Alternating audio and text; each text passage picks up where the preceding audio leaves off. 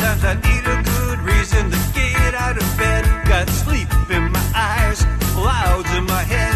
I need a shot of something to make my motor go. Yes, I do. So I turn on the Klein and Alley show. Give me some Klein and Alley show. Give me some Klein and Alley show. Get your motor running with the Klein and Alley show. I said, get your motor running with the Klein and Alley show. You disgusting pieces of ass. Klein Alley Show. 106.7 KROQ FM in HD Pasadena, Los Angeles, Orange County. This is the world famous KROQ. Yeah, welcome to KROQ on a Monday morning. We are Klein Alley Show. Nice to meet you. Thanks for coming back for more. If you need us, phones 800-520-1067. New listeners, welcome. You'll learn to love or hate us eventually. For everyone who's back for more, including you net bangers watching us on YouTube, good Monday morning and welcome to the show we have in store for you today. It'll be a good one. The return of I've Got a Secret in honor of All-American Rejects, Dirty Little Secret at KROQ's Almost Acoustic Christmas. You'll win yourself some tickets today on the show. Those are officially on sale now. Ticketmaster.com and win them from us this morning. And then, of course, we're trying to solve some of the world's problems by creating new ones. And as you know, if you've got any air travel in your future, either for Thanksgiving or any random trips you're trying to squeeze in, it's a real gamble these days. Will you get up? Will you not get up? If you get somewhere, will you be able to get back? And so Jake hit the bars to try to figure out if anyone had solutions for the shortage of air traffic controllers, TSA employees, the fact that airports are cutting people's salaries.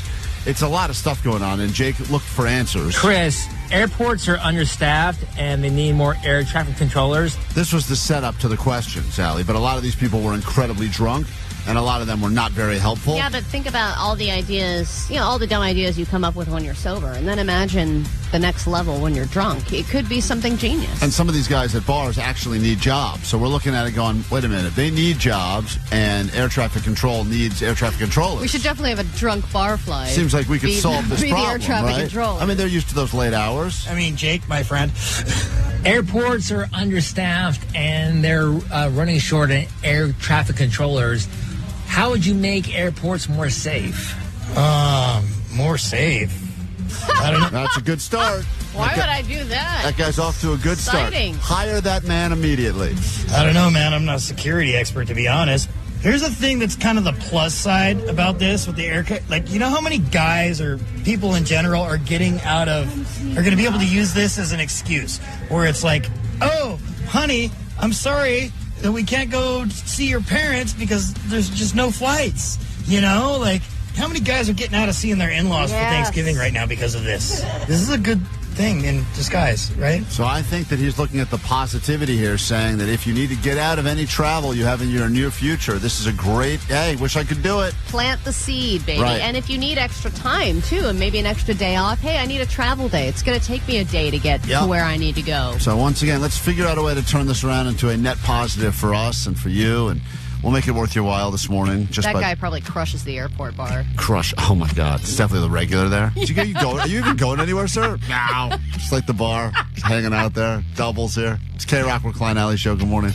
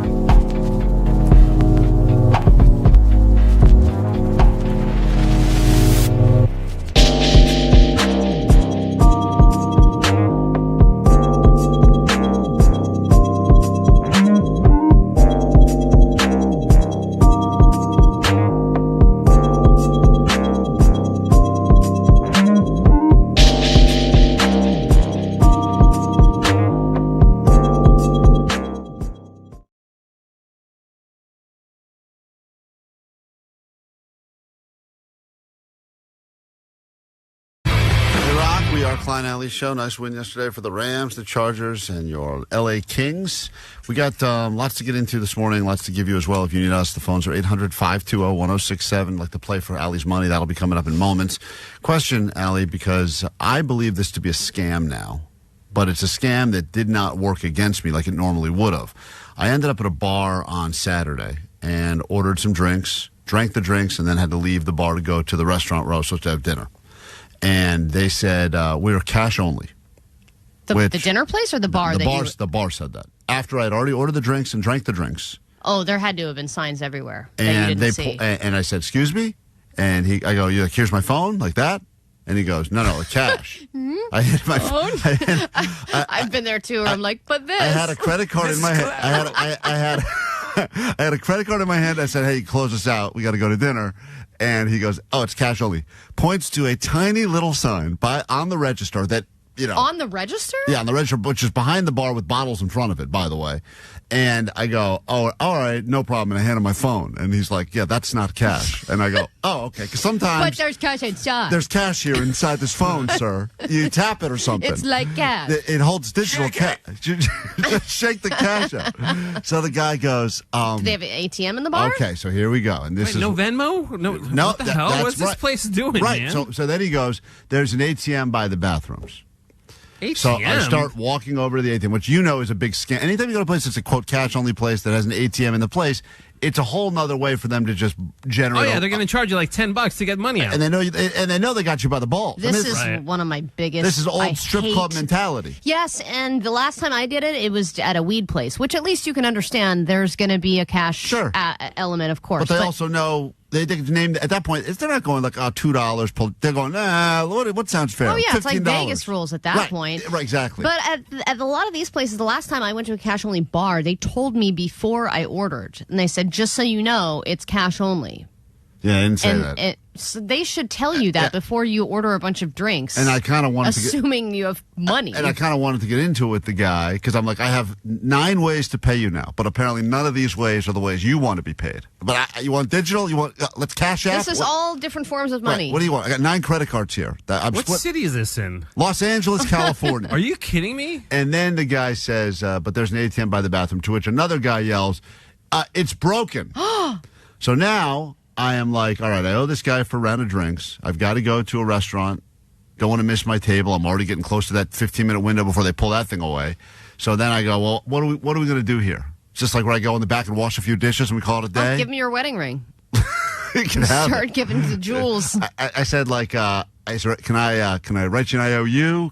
Is there any? Did you walk into the only scam bar? I walked into a bar called Scammies.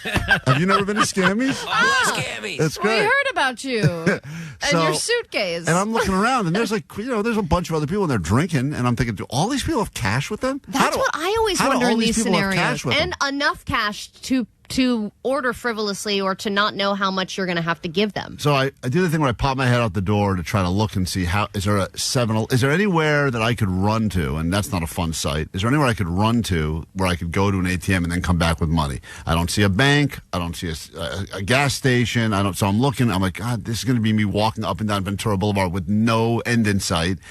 And I'm going to miss this reservation. So then I got to just start doing the thing where I go up to strangers in the bar now and go, "Hey, can I Venmo you?" I didn't realize this was a cash-only situation. Can I Venmo you for cash? To which immediately people think I'm now pulling a scam. Exactly. They think I'm like... They're like, "Oh, this guy washed my windows outside and now this." So scamming scammies. You don't scam and scam. So luckily, as one guy was giving me the stink eye and telling me to basically leave him alone, another person said, "I've got 20 that I can give you, and this is my Zelle if you want to Zelle it back to me." But they go, but also if you don't, that's cool too. Like they almost were like thinking I was like, not good for it or something. Well, yeah, you seem like you're not good for it. Yeah, I know. So you look eternally like a guy who's not good for it. Thank you. But you are. And by the way, I've been on the other side of where they are. The amount of times I've given money to people at gas stations. And then not, yeah. And they're like, "Oh, this is crazy. I just left my card at home. Just need $20, but give me your phone." The amount of times you've fallen for that scam, I ran out of gas and I have no money scam. I bought someone a bus ticket one time. A bus ticket because they left their wallet where they needed to get to on the bus. And I gave them the money, and they said, "As soon as I get there, I'm going to send you the money." And then I never heard from them again. I've done this so many times. God, that I part of me felt like it's my turn. No wonder you have no cash. It's my turn to be on the receiving end of the scam. But the guy, so finally after that, the person gave me 20, it was 20, and I felt bad. I couldn't even say to the bartender, like, I want to tip you too, but like, oh, well, no, that's a done deal at that point. You got me by the balls in this situation. Well, and how much is $20 one drink? It covered, I went, see, the thing is, in my car, I did that sad move where I went out to my car and came back with handfuls of like change and dollar bills, you know that, and like a button. Yeah, and I was like, I have some of this. Here, take it. Take some of this. Aww. Does this cover any of the drinks? So I got right at like what we owed, and then I was like, can I Venmo you personally for a tip? And the guy literally saw all the effort that I had put in. Like, I was stressed, and he's like, just don't worry about it, man. Just leave. Just please leave the bar. please leave. And then you went into the restaurant and they said, this is a cash-only restaurant. Tell your friends about scammies and send them back here for drinks. When we get back, no scam. Real cash. Allie's money for grabs. Could be yours next. 800-520-1067. That's after this. There is nothing quite like Christmas in Los Angeles. KROQ Almost Acoustic Christmas 2025. Presented by Pepsi. Saturday, December 13th, Kia Forum. Hey guys, it's Amy from Evanescence. We are going to be playing KROQ's Almost Acoustic Christmas this year. Evanescence. Wake me up inside. Hey, what's up? It's Tim from Rise Against. We are playing the KROQ Almost Acoustic Christmas. Rise Against. That's when she said, I don't hate you, but I just want to save you. We are rocking and rolling right now, man. All American Rejects. Move along like I know you do. It's Jacoby from Papa Roach, and we'll see you guys at the KROQ Almost Acoustic Christmas. Losing my sight, losing my mind. Third Eye Blind. I want something else. Wet Leg. Social Distortion. Get the message. The Paradox. No matter what I do. Hey, it's Ryan from Yellow Card, and I'm so excited to announce we're going to be playing KROQ Almost Acoustic Christmas. KROQ Almost Acoustic Christmas 2025. Tickets on sale now. Details at KROQ.com. Proceeds benefit Al Wooten Junior Youth Center in Para Los Niños. From Pepsi. Holidays deserve Pepsi.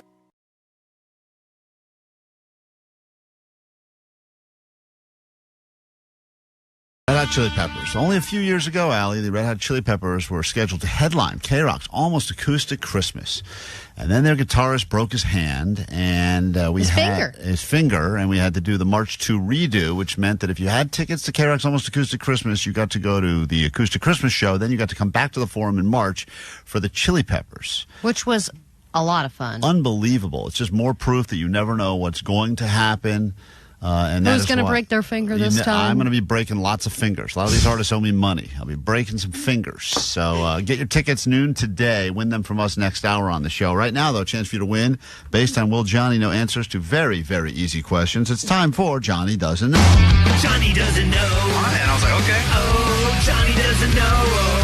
I didn't know Vegas was like Nevada for like a while. Johnny doesn't know. Johnny doesn't know. Gelato sounds like Jello. Johnny doesn't know. It like goes wiggles. If you're on the phone to play the game, rules are simple. We ask Johnny questions. All you got to do is predict will Johnny know, will Johnny not know. And if you're right, Allie writes your name down, and one of you gets something from us here at KROQ. And Johnny, are you feeling smart or dumb today? I'm feeling very good, very smart. Really? Oh boy. Oh yeah. We give you this question. We gave you this question I gave you earlier this hour, and see if you had any more time to think about it. If 3 cows produce 10 gallons of milk each a day, how much milk would you have at the end of a week? I did give you the question and the answer less than 20 minutes ago, and you seem shocked by this. A week, 5 days or 7 days? 7-day week, full week. 210. 210 what?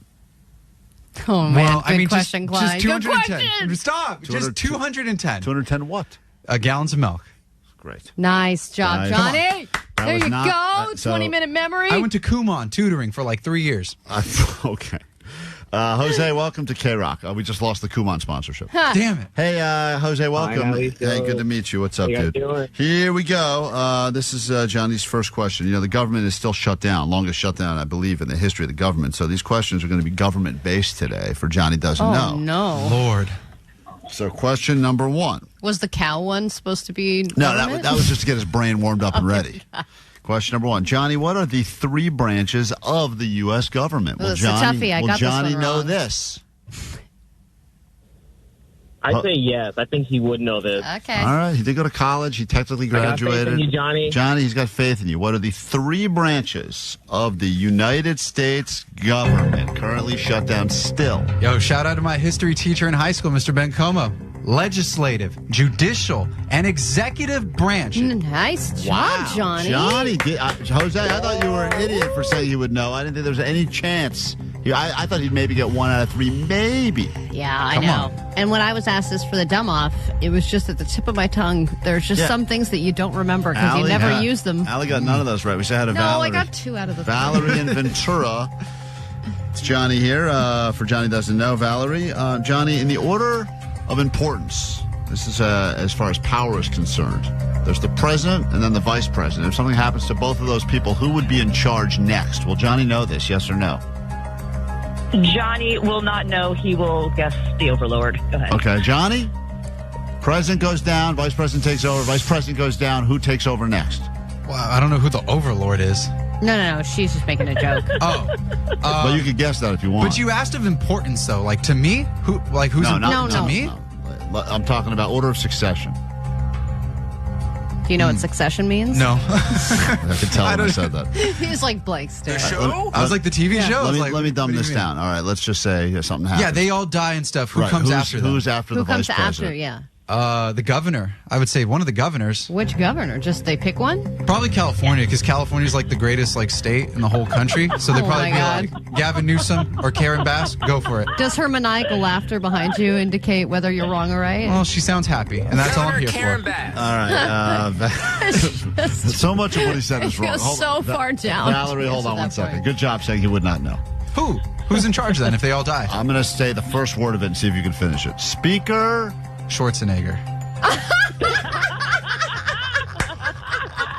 Speaker of? Speaker of the White House. Speaker of the House. There you yes. go. There wow. you go. All right. Good job, Johnny. Terrible Johnny person. did not get that. Damn. This is why the schools must remain open. Even though the government is shutting down, we must open up more schools. Amen, brother. We don't have future All of our Johnnies. lottery tickets are going to education, and rightly so. We put up a clip of Johnny Doesn't Know from a previous week, Allie, and it's gotten quite a few views, but I screen grabbed a comment I saw yesterday. Still getting comments. Is this from the Molten Lava post? I forget which one this was. But that one has, I think, like 600,000 views. This is what the comment said about Johnny's answer. This is what is wrong with our country.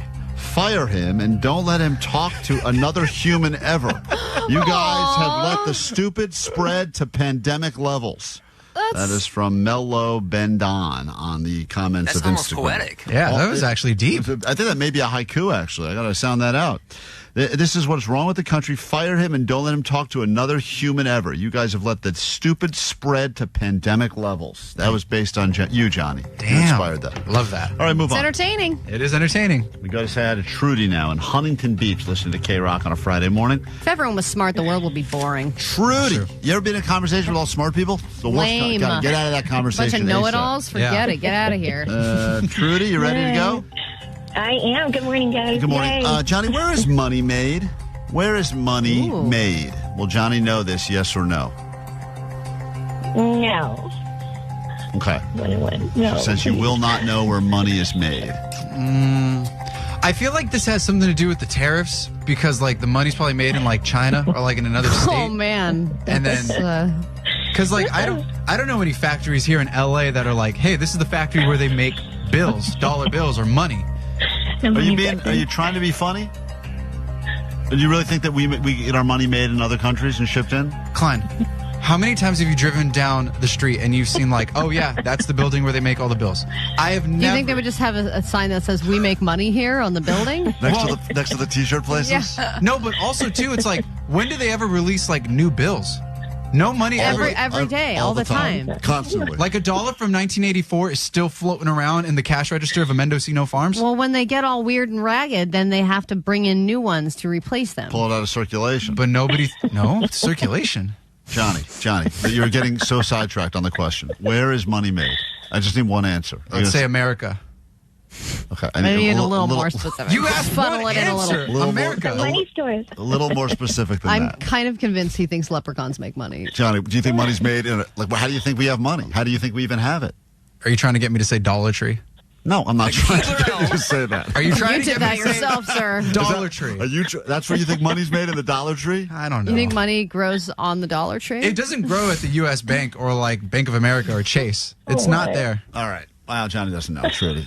Where is it made, Klein? Where's it made? You ever heard of the Treasury Department? But like, what building is that? That's in D.C., There are- Washington, D.C., and then they oversee the Department of Engraved Mints and Engraving. I mean, there's a whole thing. But I would have accepted Treasury. I would have even accepted Washington, D.C., to be honest. I think What that's about an the answer. Mint? I would have accepted the Mint. Is There's that too the many only answers. location, though? I'm Because I know sure the Treasury does it, but They must make it in other In other places, but places. they're not making it in China or the Dollar Tree. I'm pretty sure about that. That's a toughie. So Johnny is not doing great so far. Too many answers. Too many Meanwhile- answers right there. Too many answers? You said the Mint. You said the Treasury. You said the D.C. Right now, easy money. Allie's cash could be yours. If you want to win it, all you got to do is be on the phone. The number is 800-520-1067. 5 questions about stuff happening in the news right now. there's a lot going on. Some big stories, a lot of airport delay stories. I don't know if that will make it into the 5 questions we have for Allie. Sporting things that took place over the weekend as well. Let's see how you do when you battle Allie. And we say good morning now to Hassan listening to us. Good morning, Hassan. Good morning, Klein. How you doing, brother? I'm doing fine. I hope we give you $100 of Allie's money. I like your attitude. I like your energy. Allie is going to leave the KROQ studios now. She is out of here. As soon as that door closes, we will start your round of questioning. You get to go first. Please answer these questions quickly, confidently, and accurately so we can pay the people every morning around this time. And you're more than welcome to listen and play along. And here we go. Allie knows the news. This fast food spot aims to shut down between 200 and 360 underperforming restaurants, and it will lead a lot of people to asking the question, where'd the beef go? Wendy's. Go to question number 2. A woman is suing this cereal brand for $5 million because she claims that there are not as many servings in the box as the box claims. Which cereal brand is being sued by a woman because she claims the serving size is all wrong? Kellogg's. Need a specific cereal. I apologize. I said brand, but a specific cereal. Honey Bunches of Oats. Go to question number 3. Experts have now claimed that this is the day that you should be putting up your Christmas tree. They have decided that this is the day where you will get the most out of your tree, and they have all universally decided that anything before or anything after is wrong. It must be on which day is the right day to put your tree up. On Halloween. On Halloween. We go to question number 4. Tomorrow is a national holiday. What holiday is it? Veterans Day. And finally, question number 5. There's a baby formula that is being recalled right now because they think that there could be a link to this baby formula and an outbreak of what?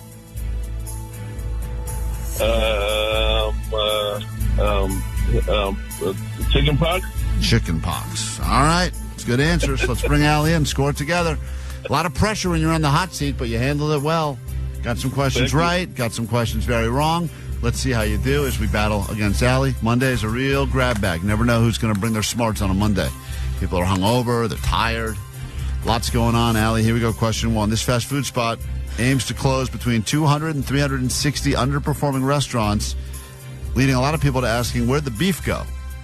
Oh, is that Arby's? Don't they have the meats? That is very wrong. The iconic commercial of Where's the Beef, I believe, was a Wendy's commercial. Damn right. And Wendy's is the place that is shutting down all them locations. And you know who got that right? I'll tell you who got it right. Hassan on the phone. Beef's coming right to Hassan to the tune of $100 if he gets a few more of these right. He's up 1-0 early on Allie. We go to question number 2. Woman is suing this brand of cereal, this specific brand of cereal, for $5 million because she claims that the serving size on the box is just not the accurate serving size. God, I saw this, but I can't remember the cereal. Is it Honey Bunches of Oats? Oh, that's what he said as well. It is? You guys were almost there because honey is right. But you went with the wrong. Honeycomb is the Oh. one. Honeycomb. She claims she's looked at it every way, and they're claiming you get, X number of bowls per box. She said it's way off. Dude, that's what I was saying with the meat. Well, this woman. I turned out to be wrong, but in this case, she was right. She might be a This woman's millionaire. going to be a millionaire. No one gets the point. I'm sorry, but nice effort. You were close. We go to question 3. Allie's still down 1. Experts have said that this is the day. Of all the days, this is the day that you should be putting up your Christmas tree. If you want to maximize your holiday festivities, maximize the life of the tree, this is apparently the day to put your tree up. I actually did see this story, and I believe it is December 3rd. All right, he guessed Halloween. That's but a the little correct early. answer is December 3rd is the day. I did see someone yesterday that still has their Halloween decorations up. Though, Oh, yeah. full A few on. of I those. was like, damn, nice. We got a question number 4. Allie's tied it up now. 2 questions left. Oy. Very exciting. Tomorrow is a national holiday. What holiday is it? Veterans Day. All right. She said Veterans Day. Hassan said Veterans Day. That is correct. Apparently, everyone's taking today, too.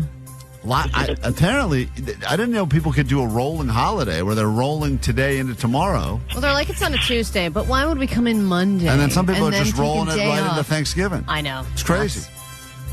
We got a final question. Allie, it's all tied up now. Baby formula has been recalled because of a link to an outbreak of what? I think this is botulism. Okay, he Botulism? guessed chickenpox. This would be for the win. If he's right, it would be for the win. If you're right, if no one's right, this is just another one of those boring waste of time ties.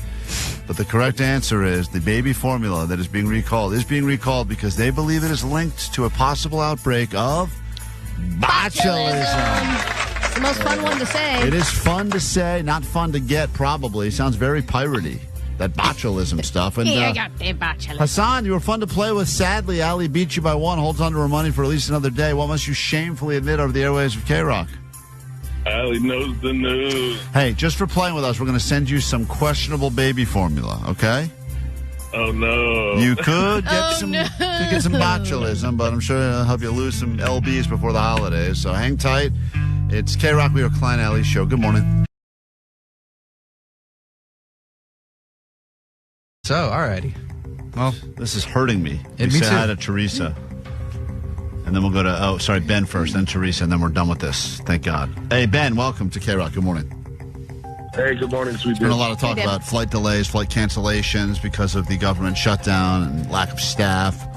Then there's the TSA, of course. Does Johnny know what TSA stands for? Yes. Okay. Wow, Johnny, okay. he thinks you will know. You've only been on one flight ever. It was with us to Vegas, but do you know what TSA stands for? He's flexing like he knows. No, I'm just stretching. I'm not flexing like I know. Sorry. I was like, I don't know this one. He says you will know. Terminal Security Airport. Are those just 3 words that you think of? Tight Security Airport. Tight Security Airport. Hey, we are at TSA. Terminal Security Airport. We are tight. I this is a toughie. I don't know. Oh, God. This is a... Can I tell you, I saw a cool T-shirt that said, it's not gay if it's TSA. Okay. Right. Because they touch you and stuff when you... security. We all get it. Because they're tight. So I got to take one final guess. Ben is waiting for you to get this right. He said you will. Technical security at the airport. You added so many You letters. think the A is at There's the a secret airport? A that's hidden in there. TSI. All right, now you got one of those words right. Terminal. No. No. Technical. No. Nope. Security? Yes. There you go. There we go. A is for airport. America. Well said. Yes. Wait, what does TSA stand for? Sorry, A Ben. is for airport. Sorry. I think that's in my kid's book that I read him last night. Sorry, Ben. What does it mean? Transportation. Oh, transportation. There's only one transportation you could take in an airport. Security. Security, I got that right. Adderall. I don't know. Administration. Oh, boring. I know. Come on, dude. It is boring. Teresa, we give you the final one here. Let's give you something more in Johnny's God, what a wheelhouse. marathon. Jesus, yeah.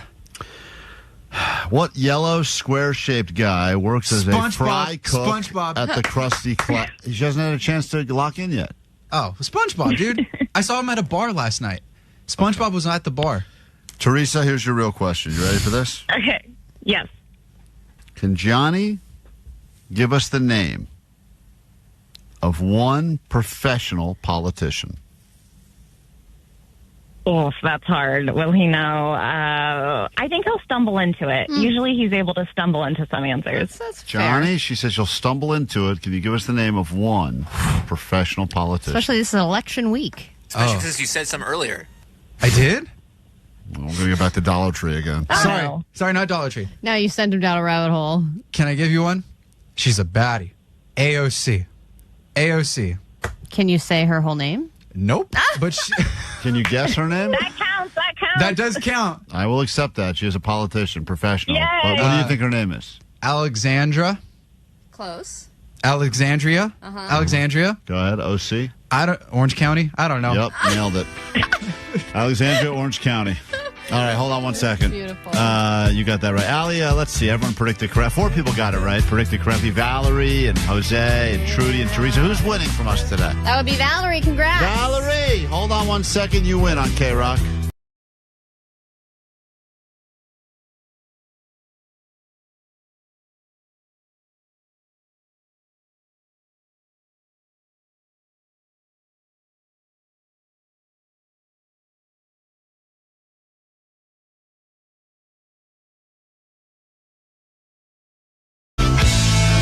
Approaching the holiday seasons and the first major holiday, of course, of Thanksgiving, which is happening later this month, the question becomes, how long is too long to stay at someone else's place, and what is the official time frame where everyone just knows going in, we got to cut it at 3 days, or we got to cut it at 2 days, 48 hours.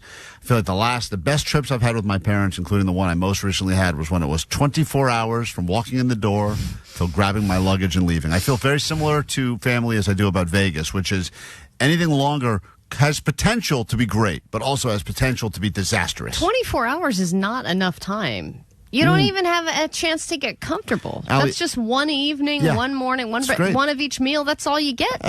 Even that felt a little long. I felt like I could have shaved a few hours off that. For me, 2 days. So Anything 48 beyond, hours. and it doesn't matter if it's family, friends, any of it. It's 48 hours. You need to be out the door, because obviously having friends and family visits nice. But then after a couple days, you want to get back into your routine. Then you're like, man, I got to come up with a dinner idea again. Like, we already did the thing at home. We already did the thing where we go out. I'm out of ideas. Right. On how to entertain you past a 48-hour mark. And also, there comes that time when you've got someone staying with you, or when you're staying somewhere else, where it's like, oh my God, you walk in the living room, you're like, I can't believe you're here. And then that turns pretty quickly to like, I can't believe you're still here. Like, I have to go to work now. There is that nice feeling. Having house guests arrive is a great feeling, but having house guests leave is a great feeling. Yeah. Like almost a better feeling. And I know it seems like a dick thing to say, but if you think about it for just a second, and I like my relatives for the most part, and even in-laws and stuff, but there is that moment of like, I just want to get my space back. Yes, because you're sharing your space. That's the main part, is that you want to have normalcy and routine again. We all thrive in routine, and you're throwing off the routine. It's good, but there's nothing better, you're right, Klein, than taking the sheets that you loaned them. Ripping them right off. Yeah, ripping them off, throwing them in the washer. Here's what they claim. Americans have said that there's a number now, and this number, anything over this number, is officially overstaying your welcome. And they won't say this out loud, but this is the number that is supposedly that if you are going to be a house guest and you plan on staying somewhere longer than this amount of days, you are no longer wanted. Do you have any idea what that number is? I think we're both low. Like, I think what we feel. Yeah, 24 our hours, tolerance is probably lower than tolerance most is people. lower. Happy people. But I would also feel guilty staying anywhere. I would never stay in a place more than a couple days. That's how I would feel as well. I would feel like I'm intruding. Yeah, if you're staying somewhere long enough for a utility bill cycle to arrive, like yes, unless it's been like my mother. You know, unless it's my own. If it's your own bedroom that you grew up in, or whatever the equivalent of that is, I guess you feel some ownership to it, maybe. But still, I would think that this number would apply. I think also growing up in a divorced family, I don't think I stayed more than one parent's house at more than 2 days. Ever. At any point. It was like 48 hours, get out. 48 hours, get out. Back and forth over and over again my whole life. Yeah.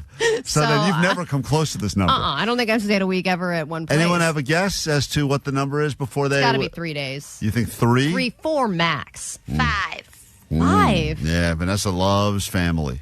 Really? Oh, yeah. They're okay. Yeah, I don't think she loves her. All right. Well, someone here's got to be on the side of family. I was hoping someone... Anyone a family person? Does anyone here love their family? Hello? No? Omar, you love I'm your a family man. Yeah, Yes, I go ahead. Yeah. How long, Johnny, would you accept a out-of-towner staying with you, without it feeling like they overstayed their welcome? Oh, 3 days. Okay, great. See, I love my family, but I'm too anxious. Having guests makes me anxious after a while. They say 6 days. Anything over 6 days? which already seems so long, that's a huge overstay of welcome. But then they make some variations. For instance, they say family members receive different treatment. Children can stay 10 days. 10? Imagine That's a child. someone else's kid staying with you 10 days? If those parents Unsupervised? are not dead, there's no reason for that. That's no, insanity. Unless there's a custody battle or something. Why is the kid there so long? And parents, in general, will get up to 8 days without feeling like, quote, a burden. And then 6 is more for, like, friends or acquaintances. They say anything so those over are the 6. people I would want to stay the longest. That's kind of how I would feel, too. Yeah, well, but you remember I had a friend who said she wanted to stay for a week or two, and she stayed for 6 months. That's right. Yeah, and then when I got married, she was like, I feel like it's my time to go. And I was like, yeah, it has been. It's been your time to go. Yeah, she's like, now I feel like I'm intruding now that you're married. I was like, right. But my mom will stay for longer periods. She'll stay a week, and she leaves sort of like the poltergeist. It's like, this house is clean. Like, it's time for me to go. Like, Right. and now I am ready. And But I'm does like, she yeah. remove any trace that she was there, or is it very clear, like, that she... No, she removes a trace. Oh, that's Yeah, good. she does. Because she's an anxious cleaner. Yeah, She'll 'cause- clean. She'll leave everything cleaner than it was when she got there. My sister called me, and she goes, I think we're going to come out for Thanksgiving. And I said, great. And to me, that means Thursday, because Thanksgiving is Thursday. Oh. And then she goes, we get in on Tuesday, and we leave the following Tuesday. The following Tuesday? And I was like, whoa, that's a long time. I was like, I thought we talked about yeah, Thanksgiving. but props to your sister. Tuesday's the cheapest day to fly. Oh, is that why? Oh, man, she's been listening to El Cheapo. 7 huh? days, baby. So anyway, if you're planning on going anywhere, you may not get there anyway because of what's happening at the airports. God. But if you do plan on going somewhere, staying somewhere, just know after 6 days, you are officially no longer wanted. You tell your sister that on the 7th day. I'm going to set up a shot clock like on a basketball court right there in the room. Start clicking down the days so she knows. Come back with your gayest football moments next on KROQ.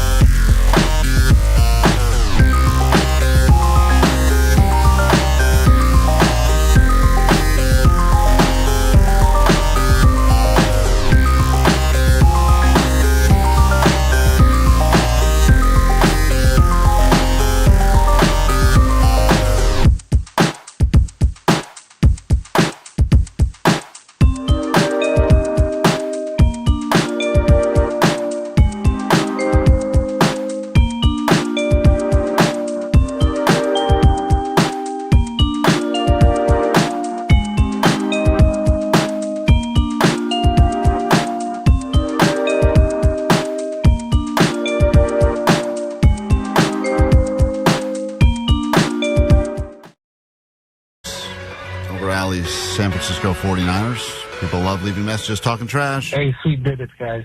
This goes out to Allie. But when it comes to sucking, Allie is making sure that she's got every single thing that's happening on the field ready to go. People sending us, tagging us in all sorts of gay highlights, stuff that's usually out of context, but she believes that football's gotten gayer and gayer and gayer. Yeah, and there's a lot of different things actually this week that happened. There was a presidential play call that happened. Right. There was also a couple things in college football that made it in this week. It's a definitely a variety this week for gayest sports highlights, and here they are. Here are the gayest sports highlights from the week. Here we go. Second and 7. You're right, 2nd and 7. Let's see what happens. Whoa. TJ, if he gets a full sack there, will be within a half sack of his brother JJ. A half step. Oh, Aaron's eyes get wide. Got their leading sacker, Tui Blotu, on the outside. Oh, what a leap by Warren. Oh, baby, what a play. On the linebacker, there's no help for him at all. Splits him easily. Jared Goff was salivating. I don't know how you felt it coming here, Tony, but you called it. 55, Dicker. Doinker. Doinker. He's got his shorts on. I guess that's no longer frowned upon in the sport. Yeah, I guess not. It is with me, but those are the shortest I've ever seen on a football field. Should be just dressing like that should be a penalty. These have been the gayest sports highlights from this week. All right, there you have it. Dicker Doinker.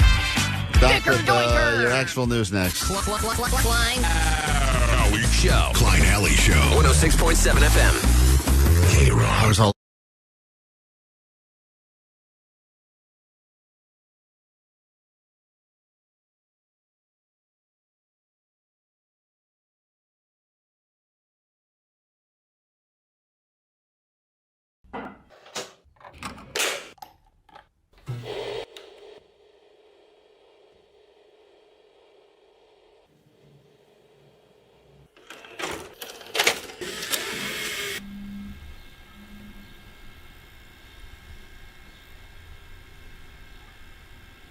Good morning, good morning. It's great to stay up late.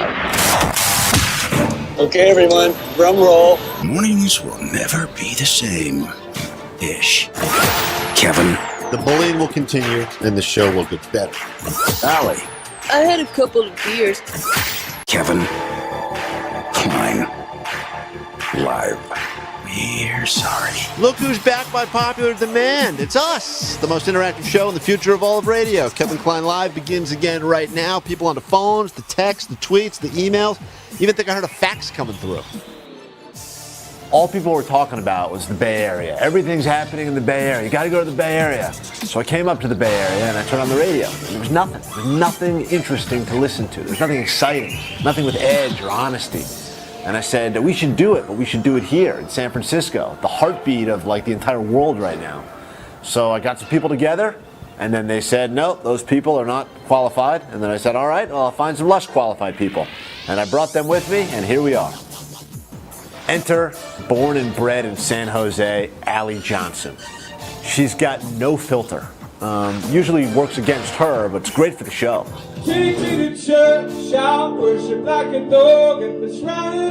In addition to being competitive, Allie's also quite serious. So whenever we have these musicians stop by to perform here at Live 105, we always look for any opportunity we can to pull a prank on Allie. And Hosier, who's got the #1 song in the country right now, Take Me to Church, was not afraid to help us with that. Dear Allie, your girlfriend of 5 years is leaving you for me. I know this letter hurts, but I guess she couldn't turn away my millions of dollars and success. Sorry, love.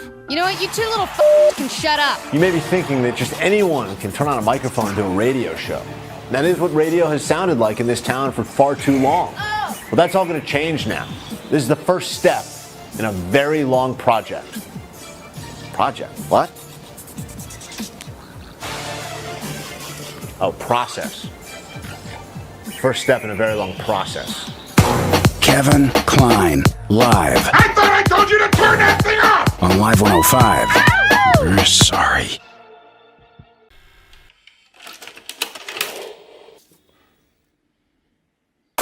Klein Alley Show.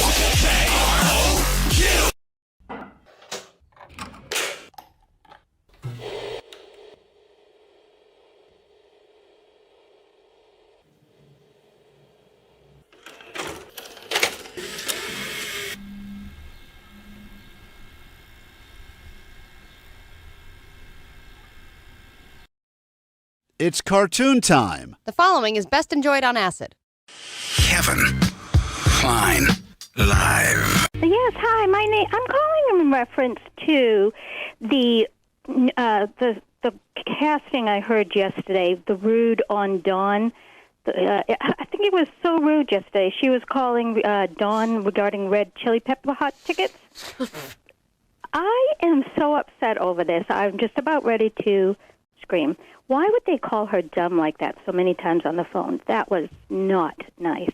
And then I was just listening to your ad, but I guess that's your favorite word. It sounds like everything you come up with is dumb. Is that part of this radio station? I'm sorry, is this a complaint or a compliment? It's a complaint because I'm so upset. This poor girl's been trying and trying, and then, you got her hopes really up, and then all that other girl kept singing is Dawn is dumb. Are you talking about the hold music?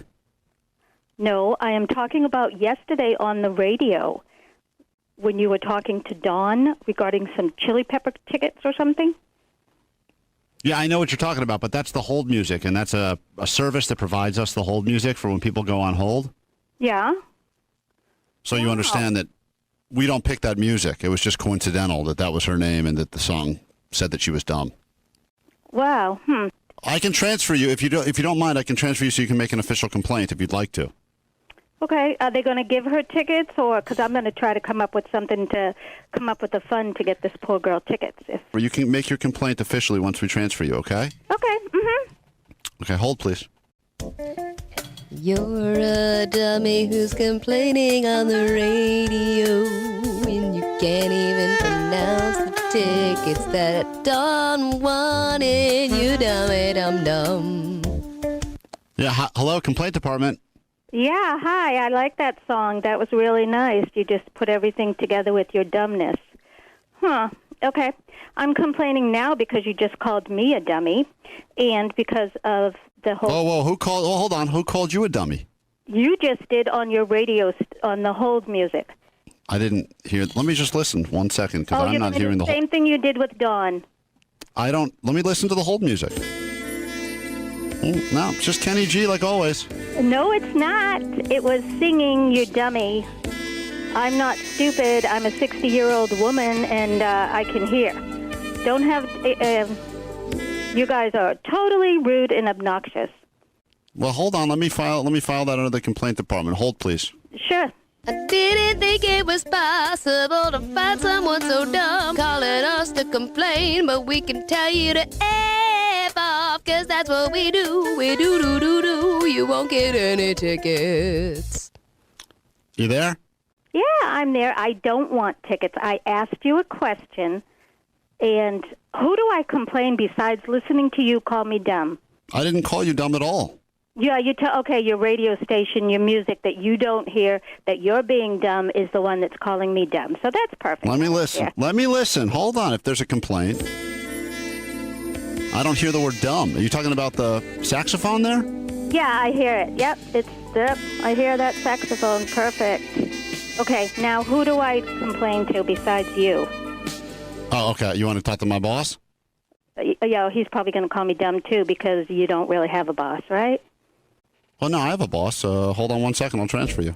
You don't understand, do you, that we're even with you? And we're gonna call you dumb for a long time. You should hang up now. The boss is not picking up his line. I knew that, and I did record your message, so that's fine too. So you know that I did that because I'm really quite dumb, quite an idiot, quite stupid. Anything else? Whoa, don't be so hard on yourself. No, I won't be. That's fine. I will find out who to report this to, and we'll see who gets the last laugh. Thank you.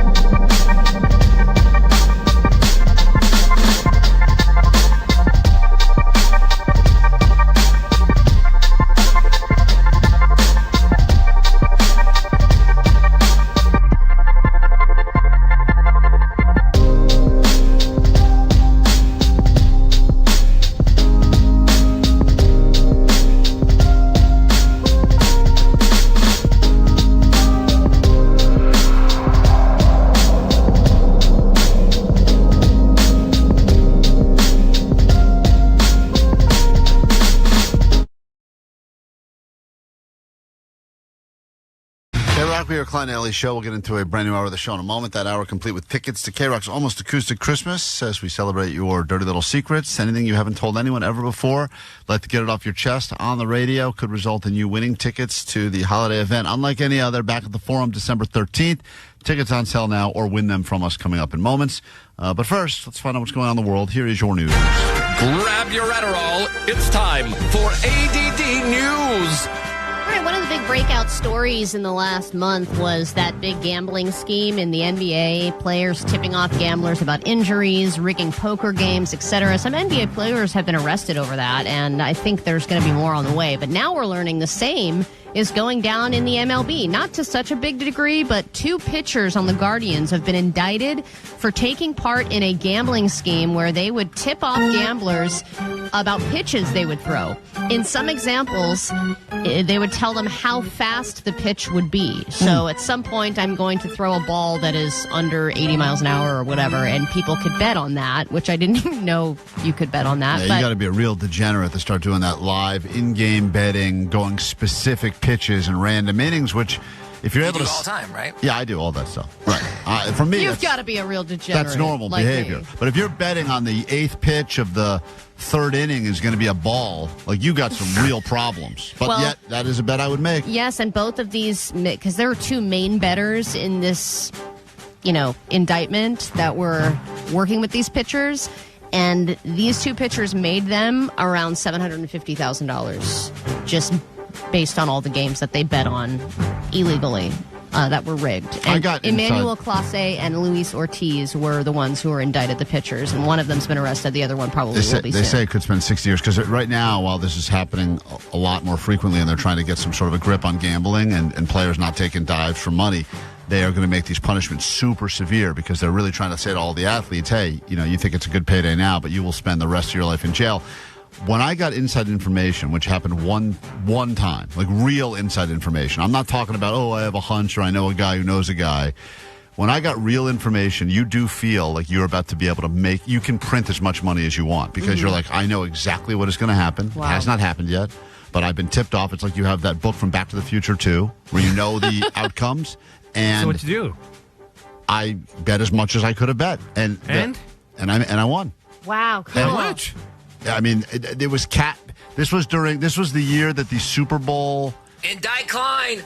Do not indict me. I shouldn't even admit this. This was the year that the Super Bowl halftime show was here in L.A. So when the Super Bowl was in L.A. And we knew someone that was working on the Super Bowl halftime show. And they gave me pretty much every bit of information I needed. Order of songs, what the people were going to wear, the whole thing. And I had a couple of different places that I was able to place bets, but they usually cap those bets at like $500. So that to avoid being like, because I know. Because for the halftime show, they hire 50,000 additional people, and they have no loyalty. They can be like, I'm going to text you and tell you exactly what's going on. And then one time I also got tipped off to the color of Gatorade because someone had seen them putting the Gatorade packets down by the jugs the day before the game. So someone tipped me off, and I got a really good bet on blue Gatorade. Does any of this make you feel bad? Yeah, all of it. Okay. Yeah. I don't Any feel of good. the words that you just spoke make you feel bad. I feel terrible. I feel the worst. I got an inside. Yeah, but I've thing also about the powder. I've also received tips from people before that gave me this is 100% going to happen, and I put money on it and it didn't happen. I'm like, what happened with the 100% thing? They're like, well, things changed. I'm and that's when everything falls apart, right? And that's when you start getting mad, and then you start, talking. But they said they have phone calls, texts, all kinds of stuff to support these claims. It's not like they were very good at hiding it. All right, the Rock and Roll Hall of Fame induction ceremony happened over the weekend. It was a real love fest for the White Stripes. If you have a few minutes, you should watch the 21 Pilots cover of Seven Nation Army. Those guys are definitely developing a real weird mask collection. Yeah, crazy. They used underwear in his head or something. I was like, I think I had that underwear in my drawers all stretched out. It almost seemed like they forgot the masks that they were planning on. It's quick. And they were like, get a bed sheet. Yeah, shred it. Yeah, just shred it up. Let's go. We got another. We can't show our faces. We're too hot. This is art. That's the other thing, is they're both attractive. Yeah, I know. If I had faces like that, I'd never wear a mask. Covering it. Never. But if I were me and I was an artist, I'd be like, my thing is covering my face. I'm going giant marshmallow over I'm my the original blurry face, and not by choice. It just looks blurry in all pictures. So there were obviously a lot of tribute performances. Olivia Rodrigo, Feist, a lot of other artists that were performing. But then Jack White came up and did a speech, and I'm not going to play the whole thing. He had a poem that he wrote to Meg White. He said he was going to give it to her, but never got around to it. And I don't know if I'm just not into poetry. I didn't understand it, but you're not cool enough. I mean, to get it. I don't know. It seemed like it was romantic, but also nostalgic. But also, he called her his sister a lot. It was kind of confusing. But this is what he said about the youth of America. To the young artists, I want to say, get your hands dirty and drop the screens and get out in your garage or your little room and get obsessed. Get obsessed with something, you know. Get passionate.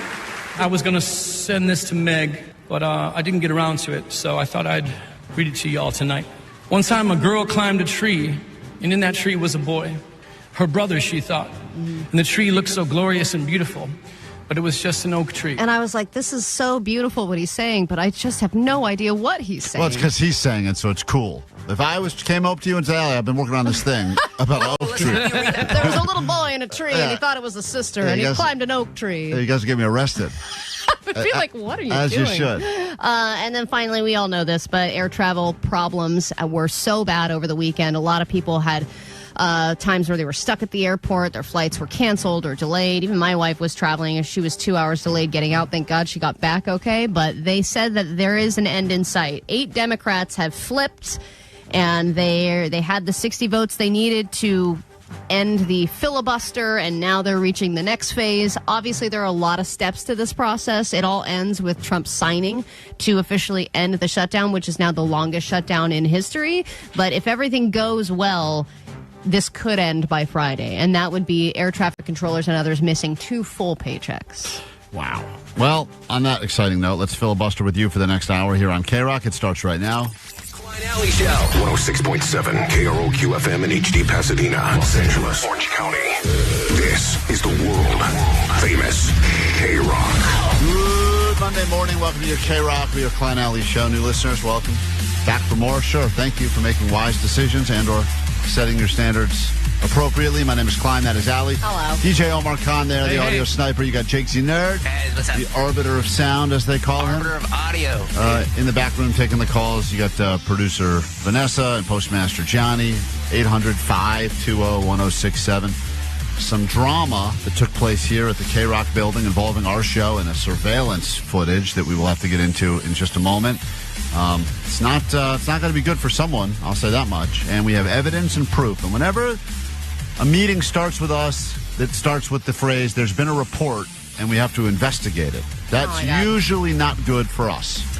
We have to talk to you about something. There was an incident, a complaint. An incident, a complaint, and now an investigation. And then they said an internal complaint, Yes. which I know we get complaints all the time. But an internal complaint has much more weight to it. External complaints is where we thrive. Oh, yeah. Internal is when we have to sit down and have meetings. So I can't go a day without an external complaint. We'll get to that coming up later this hour. Also going to give you some tickets to KROQ's Almost Acoustic Christmas if you have a secret that you'd like to share with us.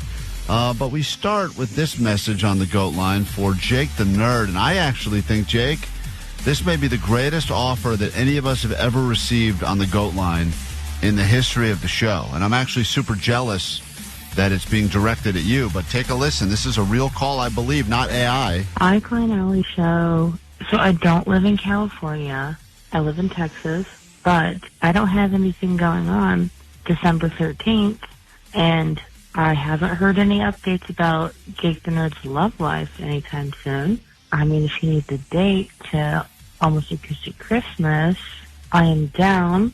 I also like weird dead things in jars. I also have big boobs. I know Jake is like an ex-big boob lad. I like horror stuff. I also think Kitty's really cute. If he's down, then I'm down.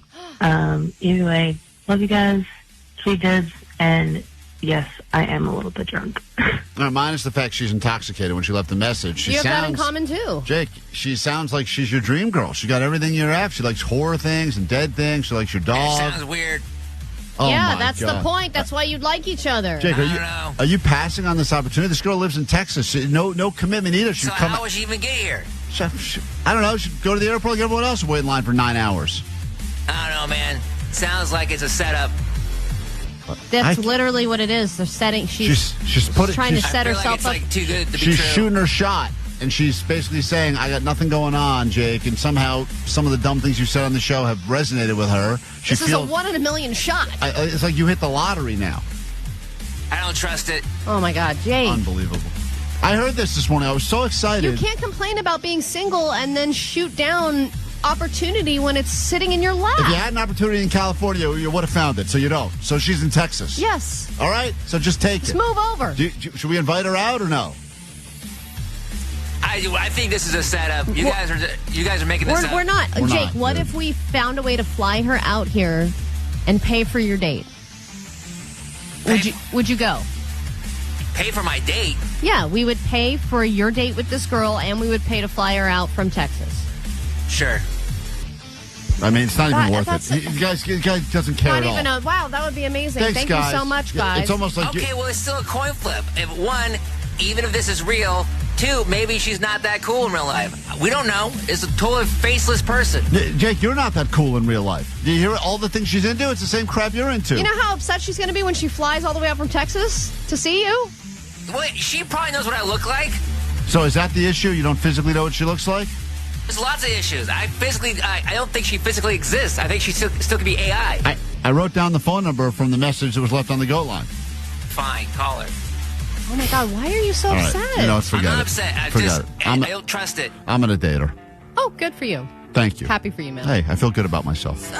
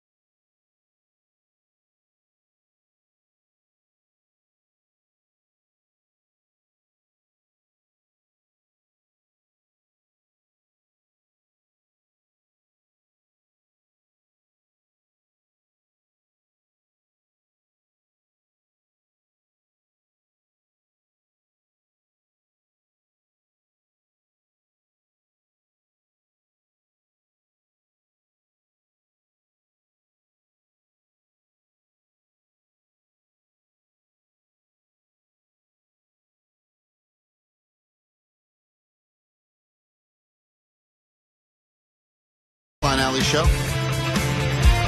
In a moment, we'll get into a round of I've Got a Secret, so you can go see the guys behind Dirty Little Secret, All American Rejects, as part of the many bands that will be on that rotating stage at KROQ's Almost Acoustic Christmas. And if you have a secret, maybe this is some inspiration for you. Is your bush real big? Do you have 7 kids? Is your cousin your lover? Do you know Danny Glover? Got a secret? So many possible secrets out there. Anything from your brother being your lover to actually knowing Danny Glover. If you have a secret and you'd like to share it with us, the number's 800-520-1067. And if we pick you, put you on the air, and try to guess your secret, you will get tickets to KROQ's Almost Acoustic Christmas. And speaking of which, look who we just tracked down from Dallas, Texas. Are you from Dallas, Texas, Ashley? Yeah, I'm around Dallas. Dallas, around Dallas. You called and left a message on the GOAT line professing your interest in potentially going on a date with Jake the Nerd. Yes. We just listened to that message. Jake is, as always, not... less than meh. He's for some reason not excited. And I don't think it has to do... very mad. I don't think it has to do with you. I think it has to do with he believes we are somehow behind this and this is a setup. But we've never met you before, have we? No, you haven't. Are you AI or are you human? I am very human. Prove you're not a robot. can you Click prove the it? traffic lights. I don't know how to prove that I'm not AI. No, that's right. AI would have known. So that's right. You're human. And what is it about Jake that you're interested in, or is this just a kind of a ruse for you to win a trip to L.A.? No, I've always thought, I've left a couple GOAT line messages about how y'all need to be nicer to Jake and how I like the same things. That You're he not the kinda same does woman a that little yells bit. at us, stop bullying Jake. No, that's not me. That is not me. I promise. Okay, because that woman's a bit intense. She's very intense. Yeah. Yeah, No, she is. Very She passionate. is. Mm-hmm. So that's your different woman. Yes, I am. So you've been single a while, and you feel like you and Jake might have something? I would say I'm freshly single, but yeah, I've been single just for a little bit. And go ahead. I was going to say, what about Jake? Is it because he's available? Is that the only thing? Or is there stuff in addition to the fact, like, he's got a whole collection of dead creatures and octopuses in jars and baby sharks and crap. You have stuff, too, in your collection? Yeah, I have a dead bird. I have a skunk that my friend got off of the side of the road for my birthday. She stuffed it in a jar. I'm sorry. For your birthday, your friend saw a dead skunk on the side of the road and said, I gotta get this for my friend. Put it in a jar and gifted it to you? Yes, 100%. Jake, do you think that... She decorated it with my name and everything. Do you think that's cool, Jake? I'm not into preserving mammals for the most part. Oh, my God. Jake. It's just like 99.9% as weird as you. Oh, my and the God. guy's like, I'm only into amphibians. It's like he's into his weird card game, Yeah. but then he's all upset with people who play whatever that other nerdy game is. Just so I can make sure this is clear for me and anyone listening. Octopus in a jar, cool. It is cool. Skunk in a jar, not cool. Very not cool. Right. Why? It's a skunk. It stinks. And not in the jar, it doesn't. Still. Well, that's not a reason. I'm not into, like, skunks or puppies or kittens in jars. I think it's weird. She didn't say she has puppies in jars. But it's still a mammal. Well, give me something else in your collection, Ashley. Well, I'm kind Is of it puppies and kittens? It's a six-pack of puppies and kittens. I do have cat bones, though. Cool. All right, she's got cat bones, Jake. Is that cool? Cat bones are fine. Okay, cool. This is theoretically something that you could bond over, Jake. I don't know why you're so resistant. You said you had big breasts on the GOAT line. Let's move on to the Let's breasts. move past the cat bones. Talk about Jake's bone for a second. How large are they? Because Jake used to have a huge rack. Oh, trust me, I know. I think they said they're like triple D, but who's I they? don't know. Triple D. Guy Fieri. That's your Yeah, guy. who's they? Yeah. No, whenever I went to go get them, get a bra or whatever, they had to measure them. Do you got a problem with this, Jake, as well, or? Seems like a lot to handle. Oh, my God. Oh, man. Oh. All right, forget it. I can't. Jake, we're trying here. Okay, what about is there a celebrity reference as far as, looks go? I know looks are important to you, Jake, so maybe, Ashley, you could give us a little bit more information about what you look like. Read the first text line out. I can't say it on the air, but read it.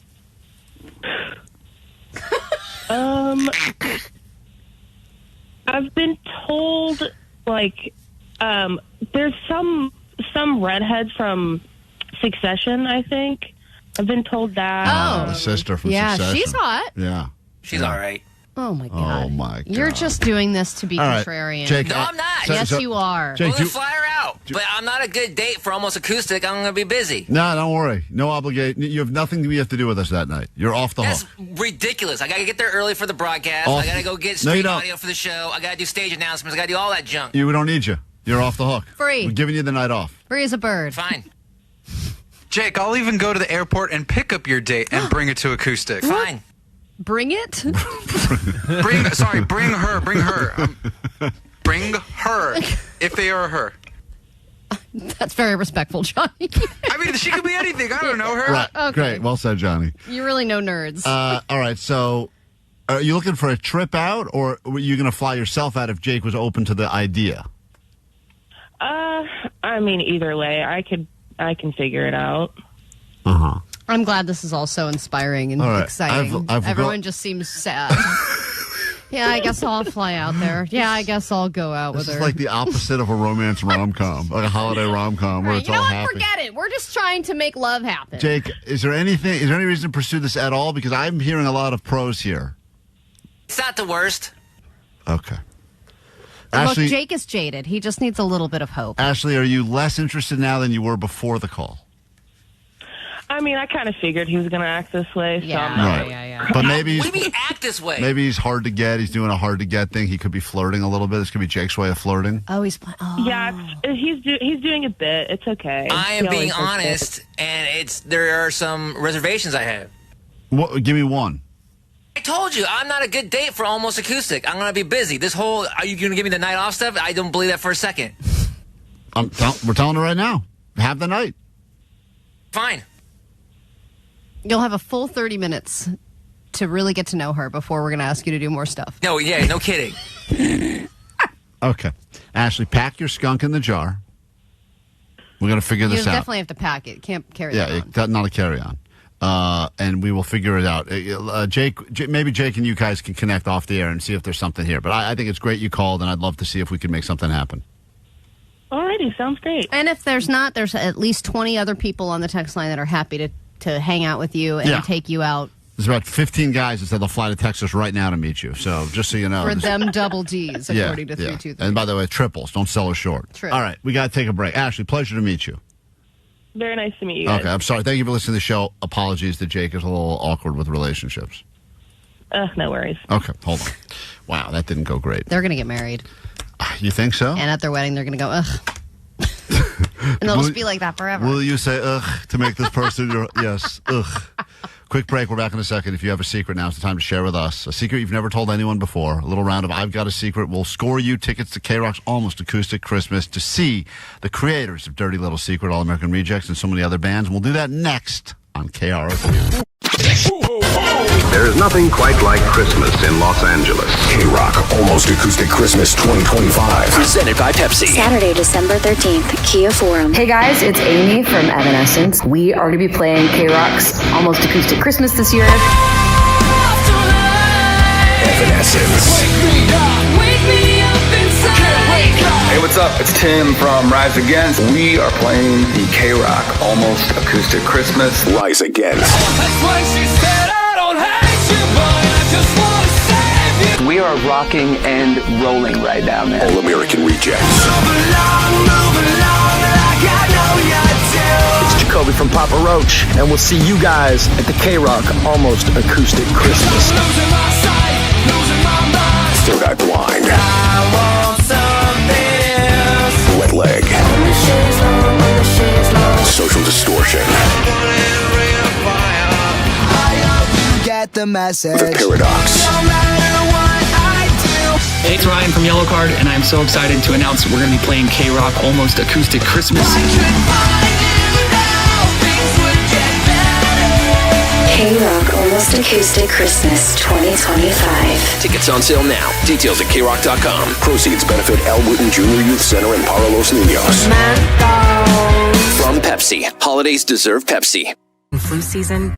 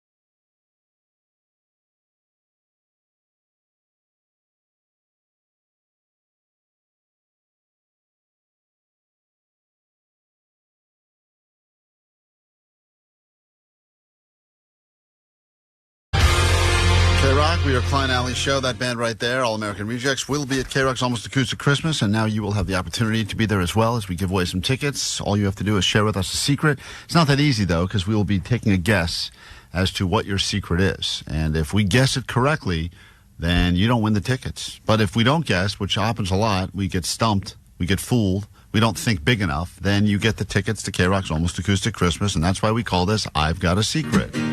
Is your bush real big? Do you have 7 kids? Is your cousin your lover? Do you know Danny Glover? Got a secret? Full phones at KROQ, which means full secrets. These are all people that claim they have things that not a lot of people know about. Some claim no one knows about these. That's hard when you have a secret that no other person knows about. What could they be? Not even one person did you trust. That's how self-conscious you are about this. I'm going to say hi to Urine right now. And we'll see just how good this secret is once we get to it. But everyone else, hang on the phone. Breed, Susie, Anonymous. Some people like to do this in Jackson. There's a lot of people that have secrets on the phone. Klein, do you think you have any secret that you've never told anybody at this point? Sadly, I feel like this show has made me say everything. Yeah. And there was a lot of stuff that I was like, that's going to remain a secret forever. And then it gets pulled out of the box of shame. And then I talk about the Counting Crows. So that was something you were going to tell a soul. I was going to tell a person about that. The time I found out that Allie was pregnant was actually during a round of I've Got a Secret. And she was teasing that she had something. We asked some questions. And the only thing I was able to eliminate was she wasn't pregnant because I was like, that's impossible. Yeah. He literally said, you couldn't be pregnant because that's impossible. And then you proceeded to guess a million other things before I finally told you. Yeah, that's how I learned. I know. And then you hugged me. Hey, Urine. Shed a tear. Hey, good morning. Good morning. Well, it's nice to have you on with us. You are going to be brutally honest about what this secret is when we get to that part, correct? Correct. Okay. We will each ask you one question, then we'll lock in some guesses as to what we think the secret is. Allie, you have the first question for Urine. All right, Urine, is this a secret that you've held for a long time, or is this something that happened recently? It's been quite a while. I'd say about 20 years now. Okay. It's a 20-year secret. I'm going to take some notes. That's a long time to hold on to information. I just like sharing, Klein. I just don't like keeping things in. I know. You're a terrible person. If you ever say something to Allie and say, but you can't tell anyone, and then tell her something, trust me when I say everyone will know by lunch. Never tell me a secret. All right, Urine, is your secret something that is illegal? No. Seems like you had to think about that a little bit. Why'd you have to think about it? Is it like immoral but not illegal? Why'd you think about it for a moment? I had to think about it for a second because, I guess, because of the age. Oh, interesting. Oh, okay, hold on. That's interesting now. I know what he's saying. Omar, you have a guess? No. That's what he's saying. Right. He was walking funny for a while. All right, Omar, you have a guess now. Yeah, Urine, if this secret would come to light, would certain family members want to disown you? Ooh, good question. No. Great question. No. That was a pretty quick no. You would not be disowned by family members if they found out about the secret. No. And just, can I ask why you've never told anybody? Just because I guess at the time I felt that I was gonna get in trouble by it. So I just I kept it to myself for such a long time. Jake, you have a question about his secret? Is it something sexual? Yes. Oh. All right. Hold on. I got a guess. I'm writing down my guess. Everyone have a guess? Yeah. Like a pretty strong guess you feel good about? F the dude. Relax. Don't answer. Man, I was going to take F a dude. Yeah, I was going to F a dude, guys. I wrote down first F a dude. I'm going to go F two dudes. Hold on. Pull that clip. Pull that clip. Warren, don't say anything. Poker face. Don't tell how many dudes. I don't think it's F a dude because he's not laughing. Hold on 1 second. We're going to listen to this song. When we come back, we will lock in our guess. You know what? Let's guess first, then we'll play the song and we'll get the results. Allie? You can have the first guess. Warren, don't say anything. We're just each going to take a guess as to what your secret is. I think he had relations with a friend's mom. All right. You believe that he slept with a friend's mother, like one of his friends from high school or something? Yeah. All right. Allie says slept with a friend's mom. Like there was a party going on, the parents were home or the mom was home, and then one thing led to another. Nobody knows. Okay, he's held this secret 20 years. No one knows. It was sexual, not illegal, he did say. But Yeah, so maybe it was high school then, probably.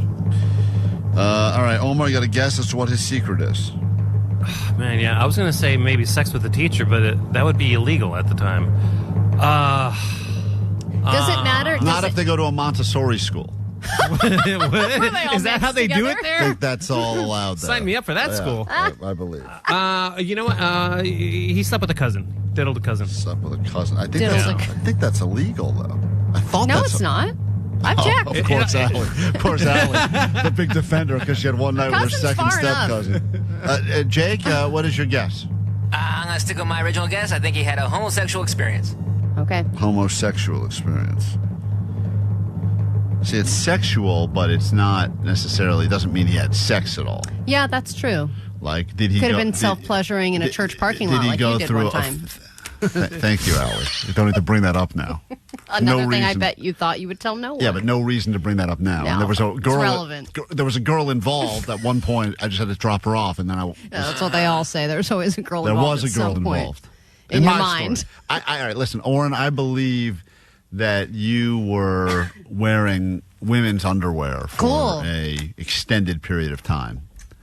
Not a lot of people know about it. It was your like dirty little secret, like the way it feels, whatever. Man, you seem to be really passionate about this felt guest. sexy in it? University of Pink. In 3 minutes, we'll find out if any of us got it right. Don't say if any of us got it right, but were any of us very close at least, Oren? Yes, one of you was all right. pretty close. Okay, that's right.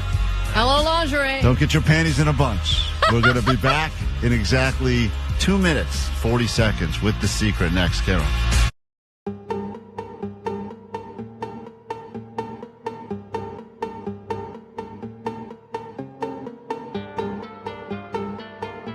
Okay, what is a succulent? What? A succulent. I don't know how to say the word. Where? Succulent? Succulent. What is a succulent? Succulent. Succulent.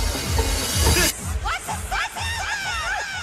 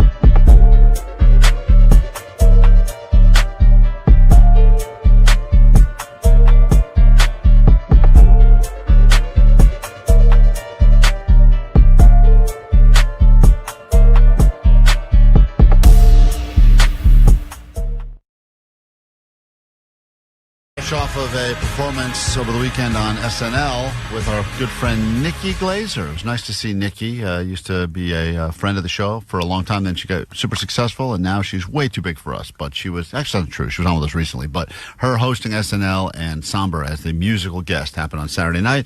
Right now, though, about to get to the exciting conclusion, Allie, of I've Got a Secret. Is your bush real big? Do you have 7 kids? Is your cousin your lover? Do you know Danny Glover? Got a secret? We met Oren a moment ago, and we all had guesses as to what his secret is. He said it's not illegal. He's held this secret for 20 years. It is sexual by nature. No one knows about it, or I guess not a lot of people know about it. And I forget what else we learned from him, but I think that wraps it we up. all locked in some guesses. All right, Oren, whenever you're ready, please, celebrating Dirty Little Secrets on KROQ to get you in to see the band that sings Dirty Little Secrets, All American Rejects at KROQ's Almost Acoustic Christmas. What is your secret? Okay, so my secret is that I had sex with my Spanish teacher on my graduation night. Whoa! Guys, hottest teacher, hottest day, Me right? gusta mucho. Yeah. Yeah, That was she weird. She was 29. Is She that was what the teacher 29 at the said, time. Oren? Now we know why Klein was never able to sleep with a teacher of his. I tried that with all my teachers. Wait a minute. It was a female teacher? Yes. Yeah, so it was my Spanish female teacher. She was 29 at the time, and I had just turned 18 like a week after that. And did Sorry, she... a week before that. I play golf. Was that her? No, that was not her. I play with your balls. Wow, that's incredible. So, how was this something that was brewing? Like you knew that the two of you had chemistry, or was it something that just because you were drunk on prom? It was completely random. So at the time, I was actually trying to find a job. Like I was helping my dad with his painting business, but I wanted to go out and do something else, find an actual job. So I was asking a few teachers for like letters of recommendation, and I remember that night, that graduation night, she said, "Hey, after the event, you need to come back to my classroom. I have your letter of recommendation. Just come by and pick it up." And I wasn't really thinking much of it. I was just like, "Okay, yeah, I'll come by, I'll pick it up." So at the end of the event, I actually go there, and things kind of spiral out of control. She began taking her clothes off. In the classroom? Yeah. This has got to be illegal. You said not illegal. In the classroom, absolutely. Yeah, I feel like you definitely... A public or a private school? It was a public. What does it matter? It's still illegal. I'm just wondering. I mean, I just want to paint the picture of the... That's my fantasy later. Trying to figure out if it's in a real classroom or one of those trailer classrooms because we never have space in the real classroom. Storage container. So the story as it goes is that you had sex with your Spanish teacher on the night of graduation from high school. So you were of legal age for consent, and you weren't a student anymore technically. Did she know you were 18? Yes. 18. Is that what she said? Probably made him sign something. But she obviously came on to you very strong as soon as the doors were closed, right? Oh, yeah. And is this how you lost your virginity or no? Yes. Wow. Oh. How was it? I mean... En español. Oh. It was a unique experience. I mean, it was my first time, so I didn't really know what to expect at that moment, honestly. So it just kind of flowed, and that's what happened. I mean, that's when your sex life peaks, though, right? Everything's been downhill since. I'm not oh my saying God, you had sex with your Spanish teacher in the Yeah, classroom? but that's it. Like nothing better than that's still your highlight story, right? This is your go-to story.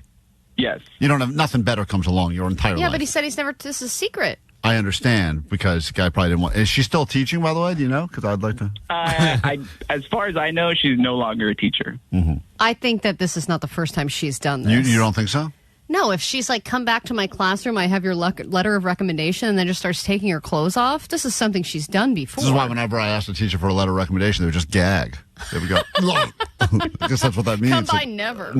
Never. I'm having sex with a hotter kid. All right, well, there you have it. What a secret. Man. Thanks for sharing that. Whew. Does it feel good to share it?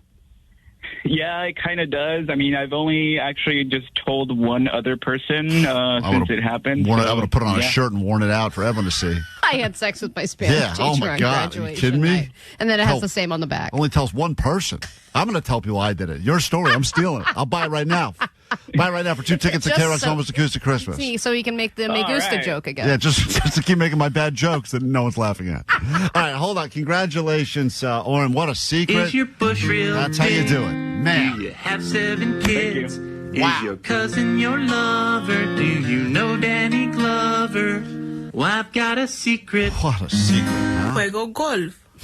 I play golf. Got it. That's right. Okay, quick break. We're back with, you're going to Acoustic Christmas, so what a story to share with people there. We'll be right back. We got more of those tickets coming up. In fact, 15 minutes away from another pair of tickets. You don't even have to sleep with anyone to get them. We'll do that on KROQ. Show, the world famous KROQ. KROQ. Hey.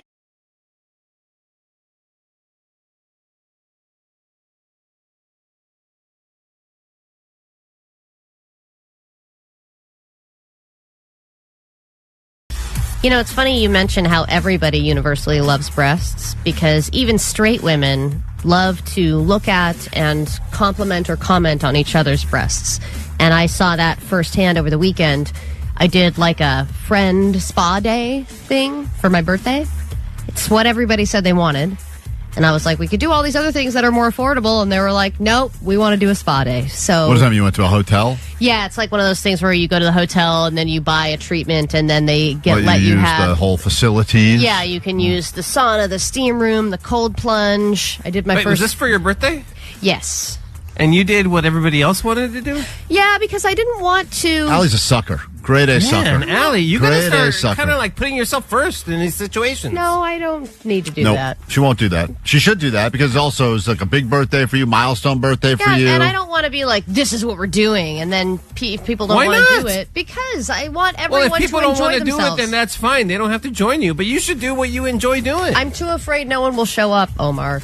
Man, That's so sad. That's crazy. That is so sad. I mean, really, it is that you have to do something to try to just get people to go there. I can't have fun knowing that other people didn't want to do that thing. Because I want you know to how make much sure you know everybody how wants much you to do resent it, right? You know how angry you are when you're at something, even Of if it's course. celebrating a friend because it was this huge inconvenience financially or otherwise. But then you're not having a good time? No, You say I you're wanted getting to fr- do it. I presented a few options. I Okay. said, we could do so. I forget what the other options were now, but they all said we want to do the spa day option. That's all Okay. what we want. And I was Right. like, great. So I have no problem doing it. Okay. It was just expensive. It happened to be a place where it's like a lot for one treatment. But anyway, we get into the locker room area, and I kind of realized when we get in there, I'm like, whoa, some of these people have been my friends for decades, and I've never seen them naked. Right. And now I'm in a situation where we are all in the same locker room with friends and family members, and we're all about to get naked. What are we going to do? Anywhere to hide, or was it one of those kind of big, everyone's kind of changing in the same exact spot? Yeah, the locker rooms were all in the same spot.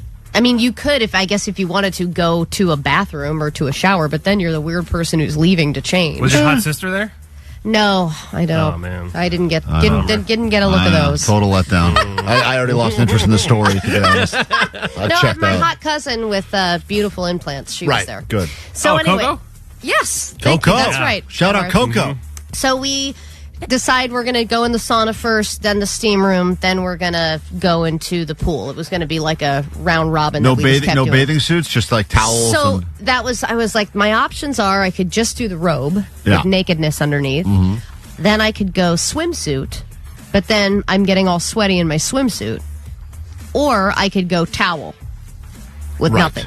So everybody kind of made their own choices, and more people went full nude than I thought were going to. Huh.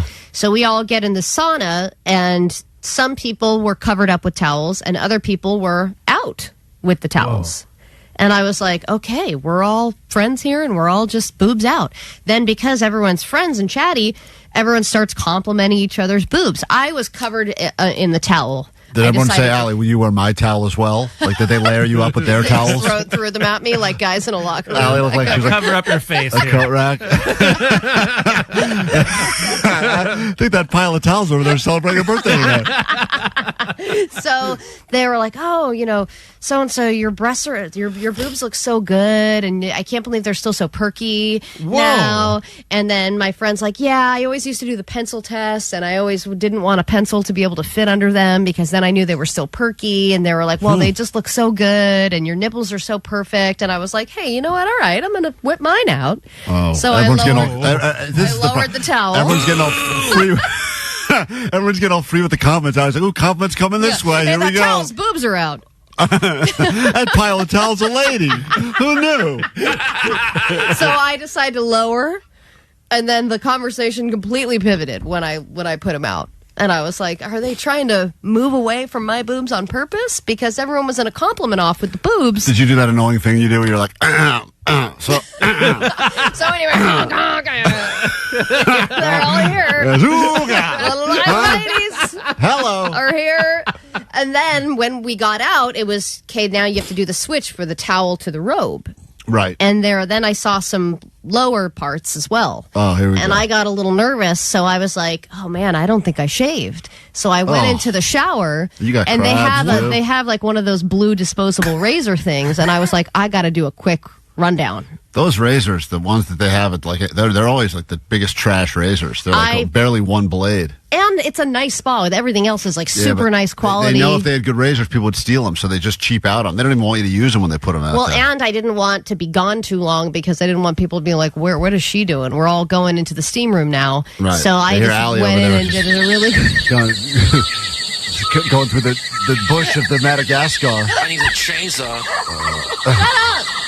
Luckily, the drain had big holes, all right? Oh, God. I just did a really quick rundown, up and down, and then I got out of the shower. You did an emergency shave session on yourself because you were feeling self-conscious that if everyone was going bottoms free, you were going to look unkempt. Yeah. Like a hobo. And I don't want the birthday girl to look like a bushy mess. Were you like how much bush was there? Or because is everybody hardwood floors nowadays? I think yes, Omar. Really? I was looking at it. Everybody's hardwood floors. Everyone's completely bare. Okay. And I choose to go the different route. El natural, yeah. Not completely al natural, but not complete. I think personally that it's weird to be completely like 12-year-old. I always like that warehouse carpet emporium where they just talk about how they have carpet for miles. It's just a little shag, right? Just I get a little it. Hey, something, you do you. Little hair tossle. It's your choice. So I shave everything. Comb over. I get out of the shower. I towel off, and then I'm about to put my robe on, and I turn around, and I'm like, "Oh my god, this towel has blood all over it. That's disgusting." Oh my god, dude, you are. And then you gonna throw up? Oh. I happen to be a great environment for crabs. Not anymore. And I go, man, I can't believe I just dried myself off with a bloody towel. Yeah, what kind of monster would bleed all over this towel in the spa? I look at the towel, and then I look down at myself, and I go, oh my God, what have I done with this disposable razor? This was a horrible idea. So then I'm like, I have no choice but to keep dabbing. And then I eventually lotion myself up to the point where I'm now stinging. And then I go into a steam room where it's all exacerbated, and then I just was uncomfortable for the rest of the day. Happy birthday. You really are something. I mean, I get it. I know what your plan was. But was that as relaxing? Hey, this towel looked hot. Oh, God. You should have gone back to that. That was the highlight of your day was you were a pile of towels in the steam room. Well, I had a male masseuse, and he was very happy to see me. Oh, I'm sure. Poor guy probably cut his hands off afterwards. He was gay. Afterwards? Afterwards. That turned him gay?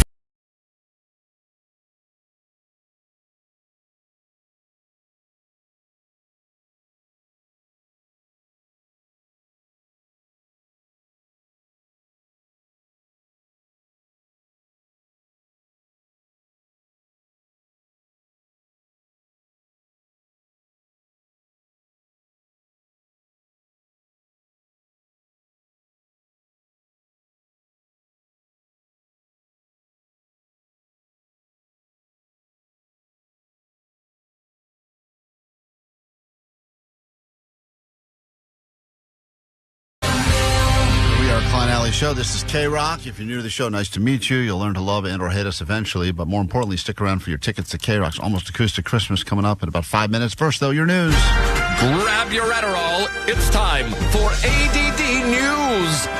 We love Nikki Glaser around here, very talented comedian. Her career has spiked majorly since crushing it at the Tom Brady roast.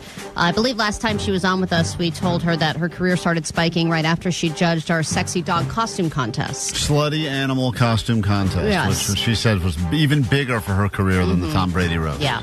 But now suddenly people are offended by her comedy. And this is what happens when you shoot up to the top, right? Everyone wants to tear you down in some way. Even though she's always been a controversial comedian. She did an opening monologue on SNL over the weekend that people are upset about because she brought up things like sex trafficking and rape and pedophilia. Just, another day for Nikki Glaser. And you remember years ago, Louis C.K.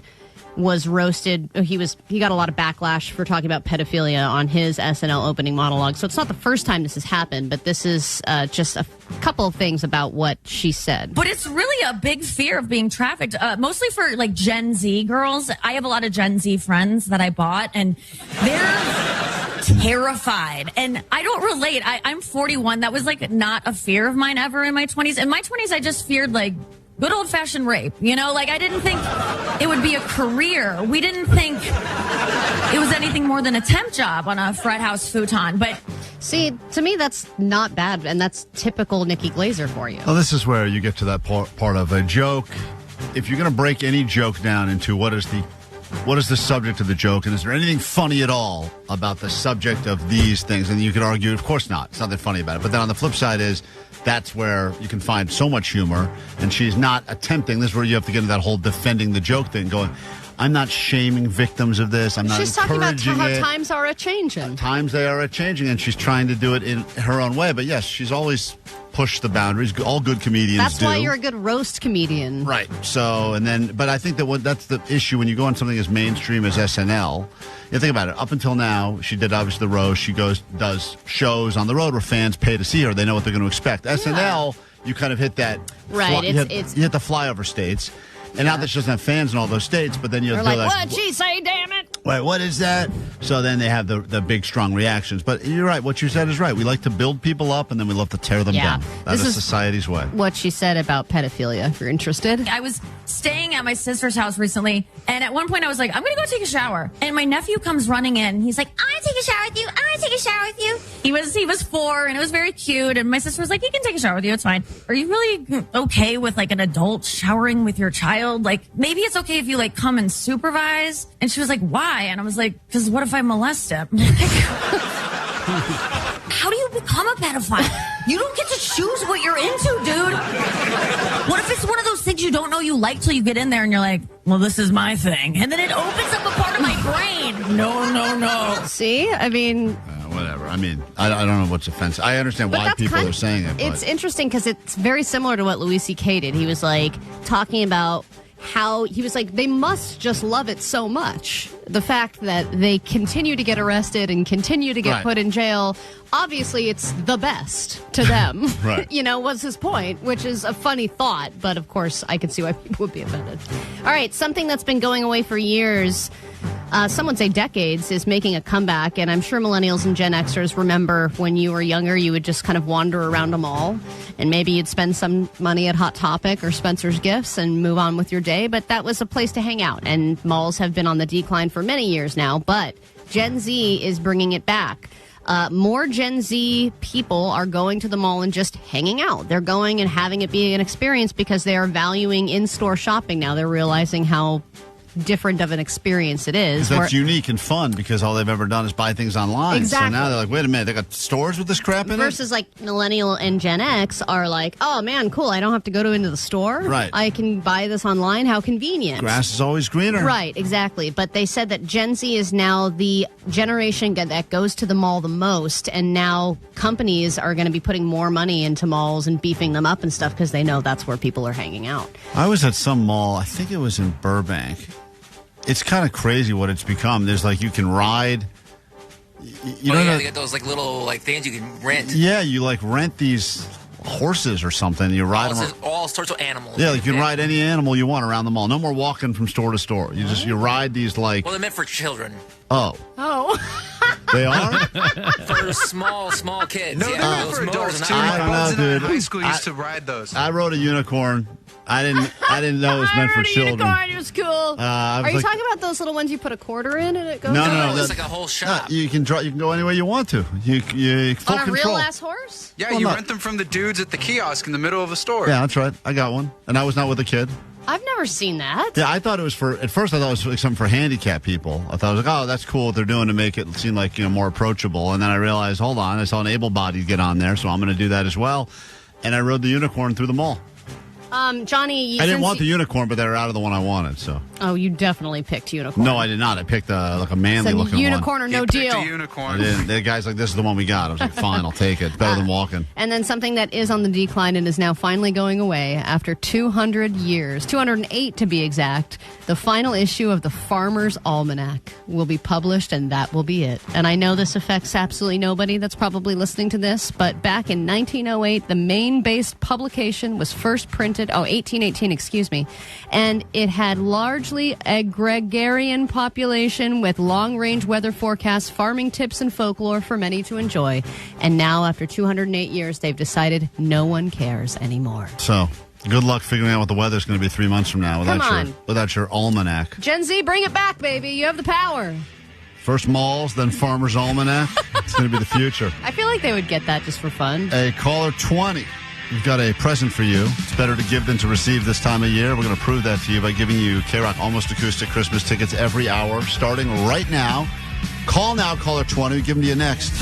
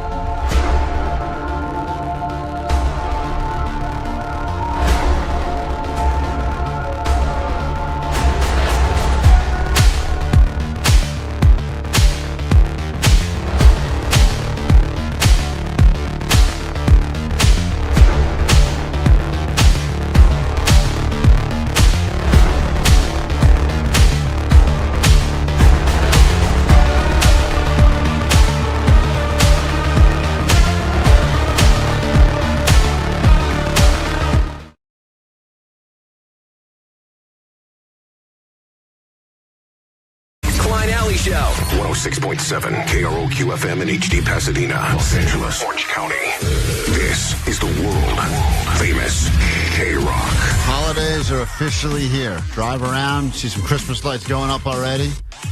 It's really strange now. We're in that weird time of the year where some houses got skeletons in the front yard, other houses went full on Christmas. We got to go ahead and put the pieces together, but you can tell the holidays are back because KROQ's annual tradition, the Almost Acoustic Christmas, is back at the Kia Forum on December 13th. Tickets officially on sale now. Be a blue dot. You got to find one of them blue dots and turn it to a gray dot. It's a fun game as we try to fill the forum, and we will give you tickets right now if you are caller 20 at 800-520-1067 so that you can be there for a night of memories, unforgettable, unpredictable experiences, and bands like the All-American Rejects, Evanescence, Papa Roach, The Paradox, Rise Against, Social D, Third Eye Blind, Wet Leg, Yellow Card, and it's all happening at the Kia Forum on December 13th. We will also be there. Not that that's going to help motivate you, but it's a great opportunity for us to get together with listeners and usually have many a drinks. Let's say hi now to caller 20, which puts us on Diamond in Carson. Hello, Diamond. No freaking way. You are caller 20. Oh, my God. We'll have a drink with you at Acoustic. I'm so excited. You guys have no idea. You are caller 20. That was the hardest thing you had to do, and now you will be there with 2 tickets with us and with all them bands on December 13th as we say, happy holidays to you. Aren't you glad you didn't spend any of your hard-earned money to actually buy tickets? Right? I actually slept through ticket sales. Ah, smart. The whole weekend? That sounds like she had a good time. Well, her name's Diamond Alley, let's be honest. Right? Sounds like she's shake that ass at night. Rough night. I got it. Hey, Diamond, hang tight. Forget all the mean things we said at the end of this call. It started great, so let's stick with that. We love you, and congratulations, and welcome to KROQ's Almost Acoustic Christmas, all right? Thank you, sweet dude. Sweet tips to you. Hold on one second. Another chance to win in about an hour. In fact, every single hour all day long, we'll be hooking you up. We'll do it again at 10 a.m. sharp right here on KROQ.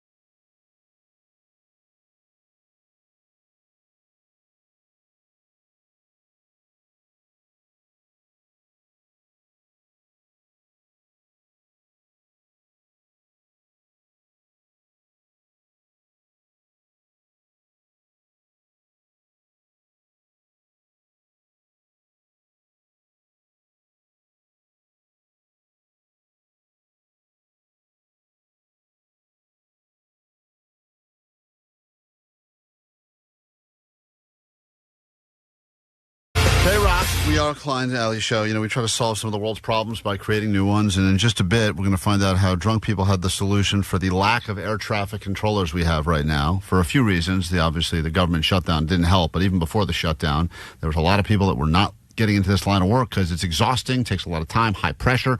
So Jake went out to see if we had better solutions from the bar, and this is what we can look forward to coming up later this hour. How would you make flying more safe? How would I make flying more safe.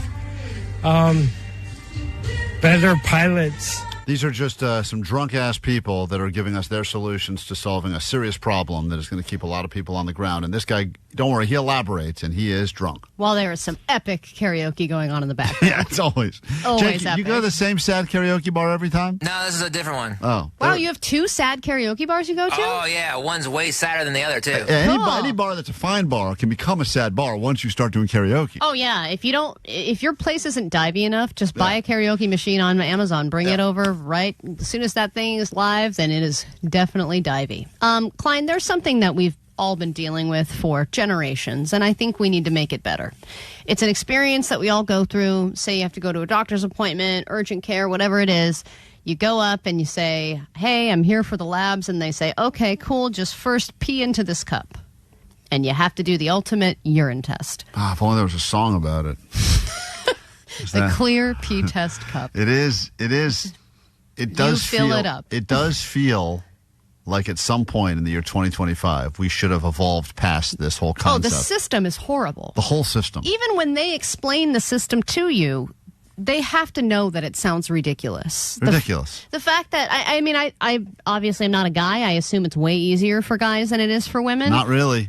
Really? Yeah, because you got to figure out where to start, where to stop, and there's 2 hands. Where to start? You know where to start. The cup. No, you don't. You're not supposed to start in the cup. You're supposed to capture, according to the people, midstream is what you want. You don't want first stream. I've never heard that in my life. Well, no, you know what? Klein makes a point because when I was pregnant, there was a certain urine test they needed, and they were like, start peeing and then stop. Yep.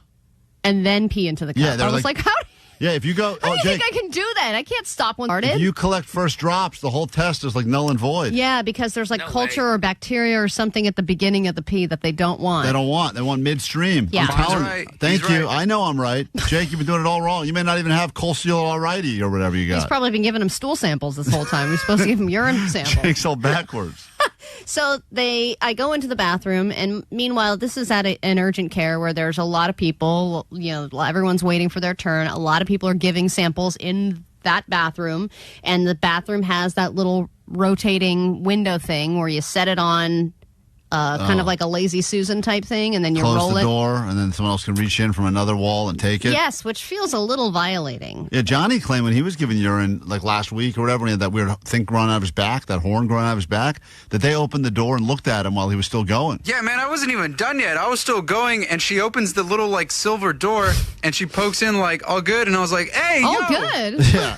I was like, yo, chill. How's it going in there? Yeah, because Johnny, Still going. there's like 9. Oh, that's a strong He's stream. super embarrassed about peeing in blue. There was 9 nurses in the window watching Johnny go.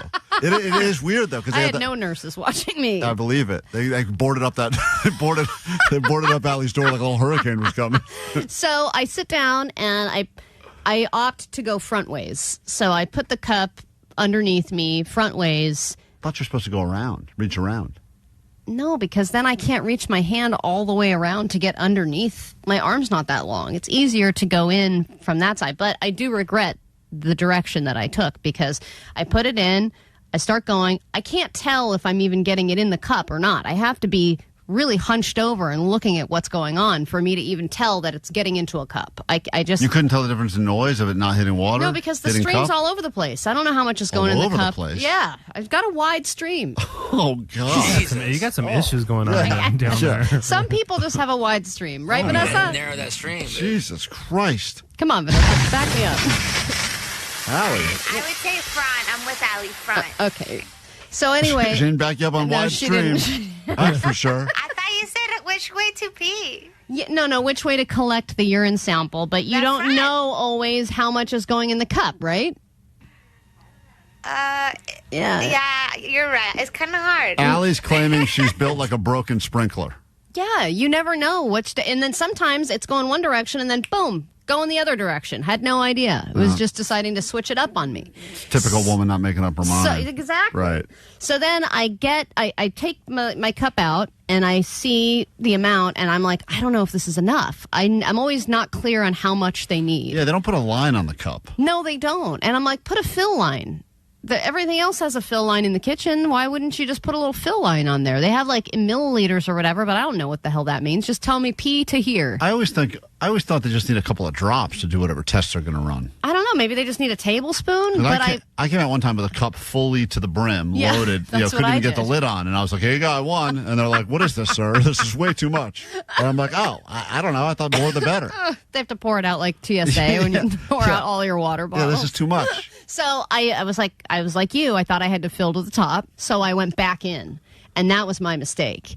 Because once I went back in, I panicked, and my hand got shaky, and I spilled it all over my pants, all over my shirt, and it was a white shirt, mind you.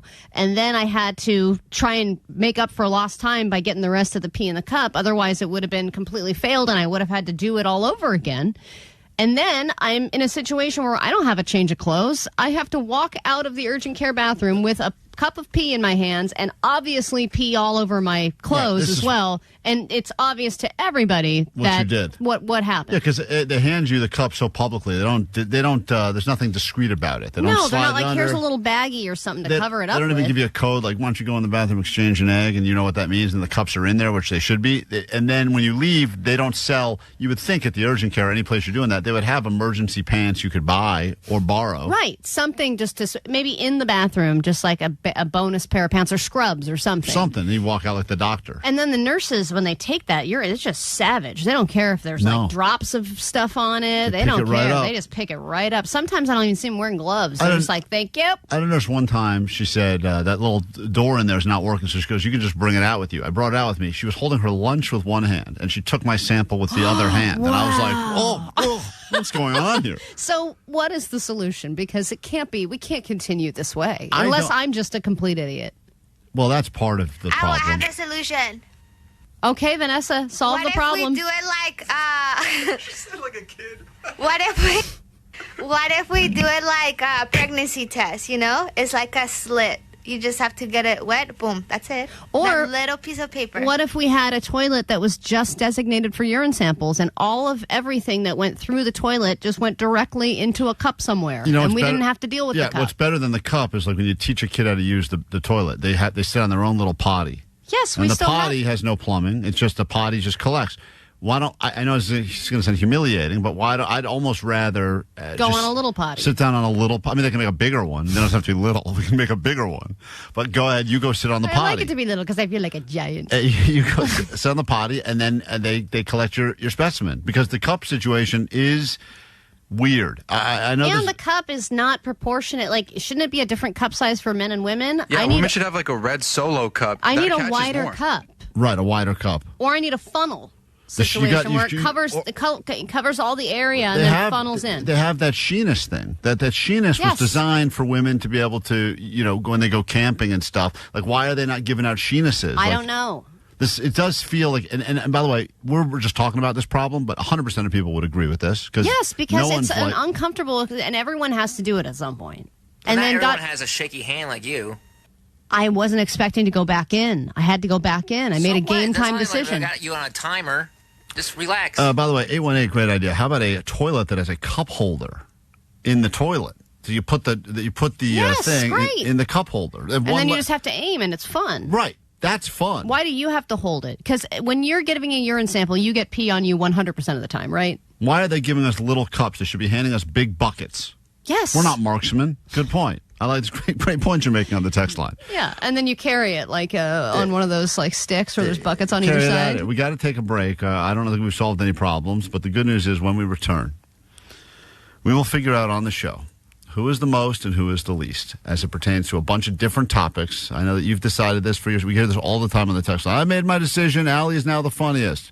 Klein, you're now the grossest. Well, we've got two new topics that we need to decide once and for all with your help, and we'll get to that after this on KROQ. Every hour. There is nothing quite like Christmas in Los Angeles. KROQ Almost Acoustic Christmas 2025. Presented by Pepsi. Saturday, December 13th, Kia Forum. Hey guys, it's Amy from Evanescence. We are going to be playing KROQ's Almost Acoustic Christmas this year. Evanescence. Wake me up inside. Hey, what's up? It's Tim from Rise Against. We are playing the KROQ Almost Acoustic Christmas. Rise Against. That's when she said, I don't hate you, but I just want to save you. We are rocking and rolling right now, man. All American Rejects. Move along like I from Papa Roach, and we'll see you guys at the KROQ Almost Acoustic Christmas. Still got blind. Wet leg. Social distortion. Get the message. The paradox. Hey, it's Ryan from Yellow Card, and I'm so excited to announce we're going to be playing KROQ Almost Acoustic Christmas. KROQ Almost Acoustic Christmas 2025. Tickets on sale now. Details at KROQ.com. Proceeds benefit Al Wooten Jr. Youth Center in Para Los Niños. From Pepsi. Holidays deserve Pepsi. And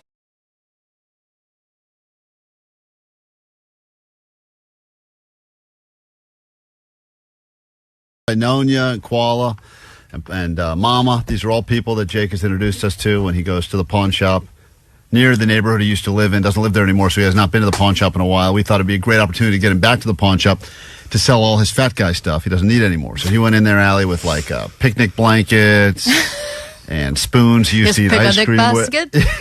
He went in there with a bunch of fat guy things. I had to try to unload him. I think his big fat pants he couldn't wear anymore. Look, as somebody who has lost weight before, it is a nice freeing feeling to get rid of clothes that are no longer fit you, and you're like, this part of my life is over. But pawn shop, it's a victory. Pawn shop not probably the place to go. And as you know, this is just Goodwill would be where you go. This woman, the people at the pawn shop, you don't want to rub them the wrong way because they have a temper. And this was like last time he went there, he walked into the middle of a negotiation that was going south real quick. No, we don't buy hose without the compressor. It's too much money. I don't want to buy it. So, I mean, people are constantly they're yelling at each other about prices. Get out of here with your compressor. Fake and this is that. And so I'm very excited that Jake returned to the pawn shop. Ladies and gentlemen, we call this Jake Goes to the Pawn Shop.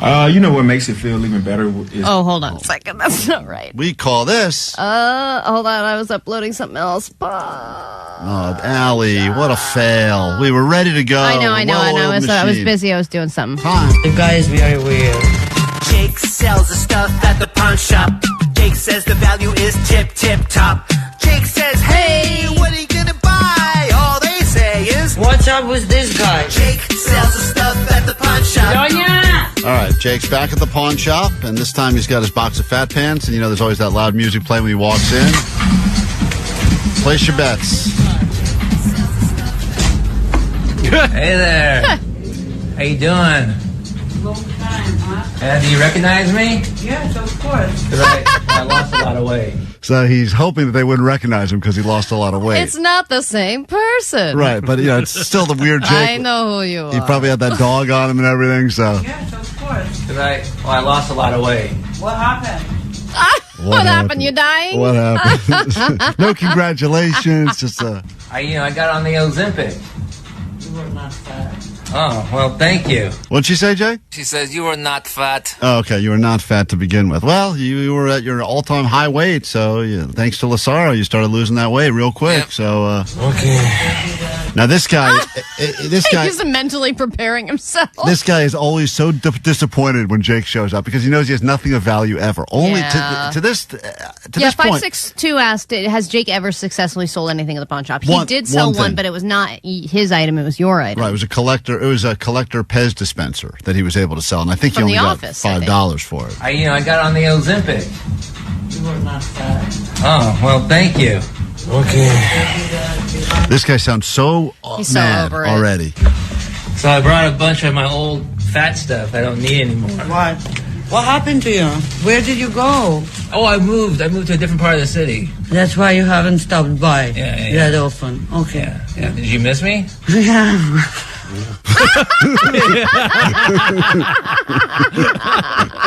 That is the best response I have ever heard to that question.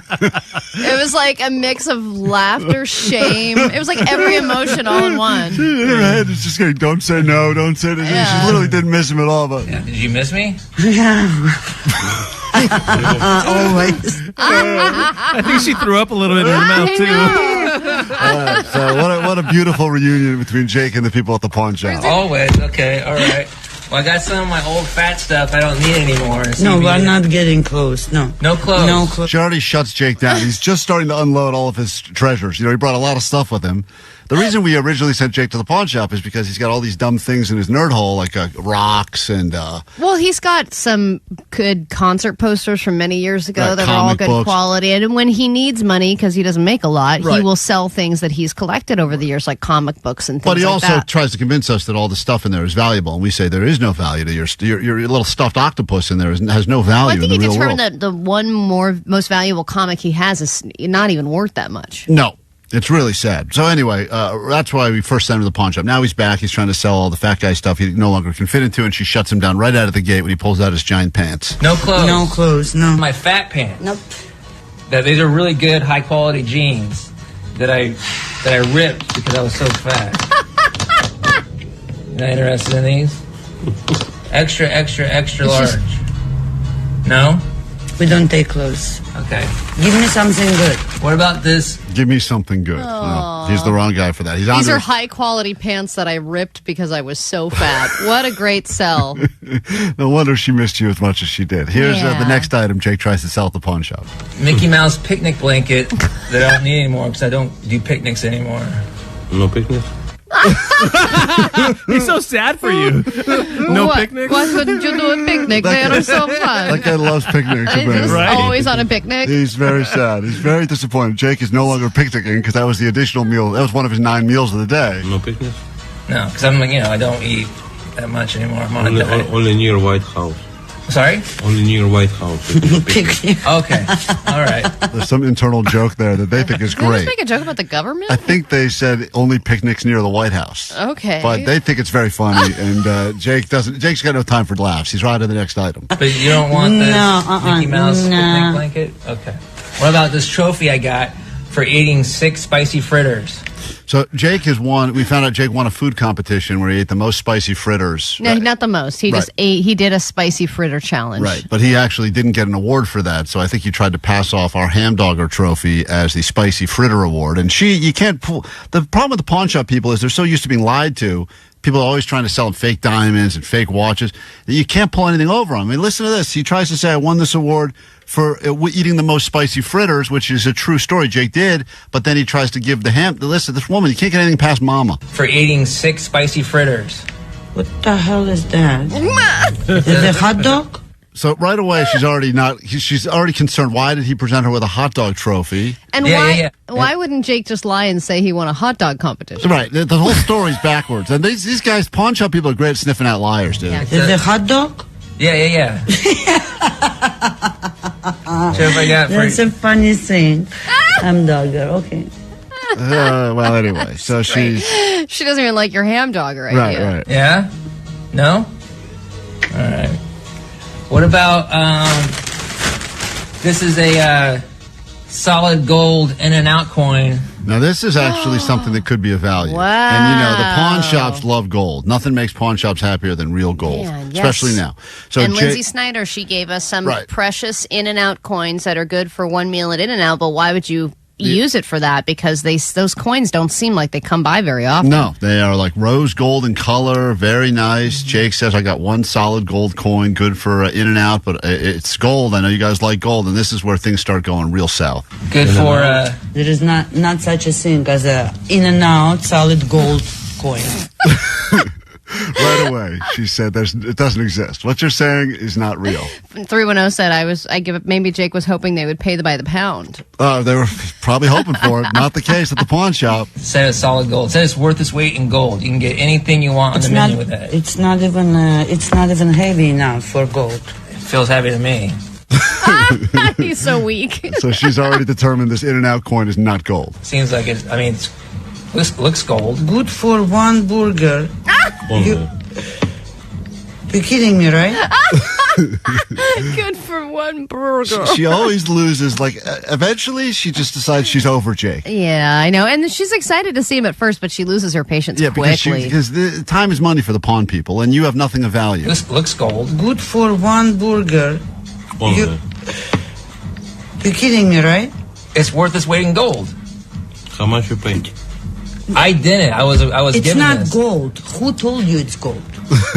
Wow. She starts to get real mad at Jake. The In-N-Out people. Okay, it's not gold. How do you know? I know that. It's not. Look at my gold coins there, and you will understand what this gold coin is. Right there. That is a gold coin. It looks the same. You kidding me, right? Oh, boy. Oh, man. This was even better. Okay, I'm not arguing with you right now because you're not familiar with coins. Show, and there is something about the idea of ranking or knowing that there's a list out that has the top guitarists of all times or the best burritos in Southern California.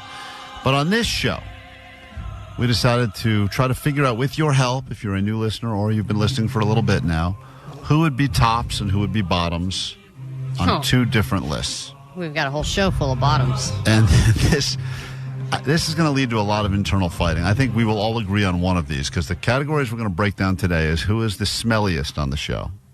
So from worst smelling to best smelling on the show. And then we're going to talk about, because it is the month of generosity, Thanksgiving is here, into the holidays, who is the most generous person on the show and the least generous person on the show. Why are we doing these two? Because you're looking right at me. What? Okay, I'm cheap and I smell. Is that what we're getting at? Because let's just then move on to the next thing. You're not on the top or bottom of either of them. I made the list. You're not tops or bottoms on either of mine. Great, so I'm just average. You're buried in the middle on both. Great. I don't think you're worst smelling, and I don't think you're the most or least generous. How don't you think that? She's the onion queen. That's all you bitch about all the time. Allie has a lot of things about her. She has smells. There's things around me that smell. She's got a lot of smelly hobbies. She's got a lot of smelly things. But as a person, I sit in this room. I got giant pothole-sized nostrils, and I sit 5 inches from Allie on a daily basis. And for the most part, I am not offended by any odors that come off of her body. Same. And sometimes I can smell your deodorant and things like that. Right. But that's a nice, that just shows me that you put a little work in. Put a little effort in. But there are some times where I have forgotten to wear deodorant, and I still don't think I smell. I don't forget those days. Oh. So, we've each put a list together, ranking us on the show. Here's who's eligible. You got myself, Klein. You got Allie. You got Jake the Nerd, winner. You got... Hey, don't play favorites. You got DJ Omar Khan. You've got Vanessa, and you've got Johnny. And everyone has made a list where they have ranked smelliest to least smelly. And on the flip side, most generous to least generous. Okay, so Ginger Justin, that runs the live stream, he doesn't count. He doesn't count. Okay. That's scariest. Scariest, weirdest, and most allergic to sunlight. Yes, he wins all that. Okay. And this is just where we start, and who knows where we go. So let's just start right now on the generous list, because here it is, the month of generosity. And I just want to know, without breaking down everyone's list, who did you put at number one on your list of most generous, Allie? I actually put you as the most generous, Klein. Oh. Same. Yeah, because you, if it comes to ordering as a group, you always volunteer to do the ordering, which I'm not good at it. You're very not good at it, and it seems stressful for you. But you continue to do it. You never want money. Even if we try to pay you, you say no. You also check in on people a lot. If they're going through something, you're like your friend who's had the worst year of his life. You take that guy out like every week. Took him out to dinner last night. Yeah, so you are I think you are a guy who maybe goes too far when it comes to generosity, but I think also you just are afraid of, you don't want to seem like a jerk. You go above and beyond. Thank you for saying that. I put Omar on top of my list for most generous. Yeah, I put Omar too. Oh. Why? Because I think Omar has his things when he takes them, like Christmas, for instance, gifts. I think he spends all year. That's true. He'll bring up in July. He'll be like, Klein came up with the perfect Christmas gift for you today. I'm like, it's July, you weirdo. Yeah. He's like, well, that's just thoughtfulness and planning. He's a planner. Yes, but I also think that if it comes down to the right gift, he won't say, like, I didn't want to spend over $40. Like, if it's like, I needed you to have this, so this is what I got you. I feel like Omar has that generous... He has that with us, at least. I mean, not in the company. I think the company asked him to DJ a few jobs for no money, and he's like, "You can go F yourself." So he's not generous in that category. He's selective with his generosity. But I feel like he's generous with us. And so you put him at number one too, Jake. Yeah, there was that one time he offered to give me a ride home after a show, but then didn't give me a ride, but he got me an Uber instead. That's nice. Oh, he paid? Really? Yeah. Wow. See that right there? I didn't even know that story. That right there, peak generosity. Well, and right that's there. very generous when you don't tell anyone that you're generous. You know, Yes. like that wasn't something that anybody knew until now because he's under the radar generous. But if you do offer to give someone a ride, then you start realizing, hold on, for me to take this person home, it's going to take me out of my way, da-da-da. You know, it's just worth, what's it, Uber says, $12, great. Uber is on me. You do feel like a bit of a superhero. You were generous with me recently, too. When I needed a ride, you dropped me off halfway there. Begrudgingly.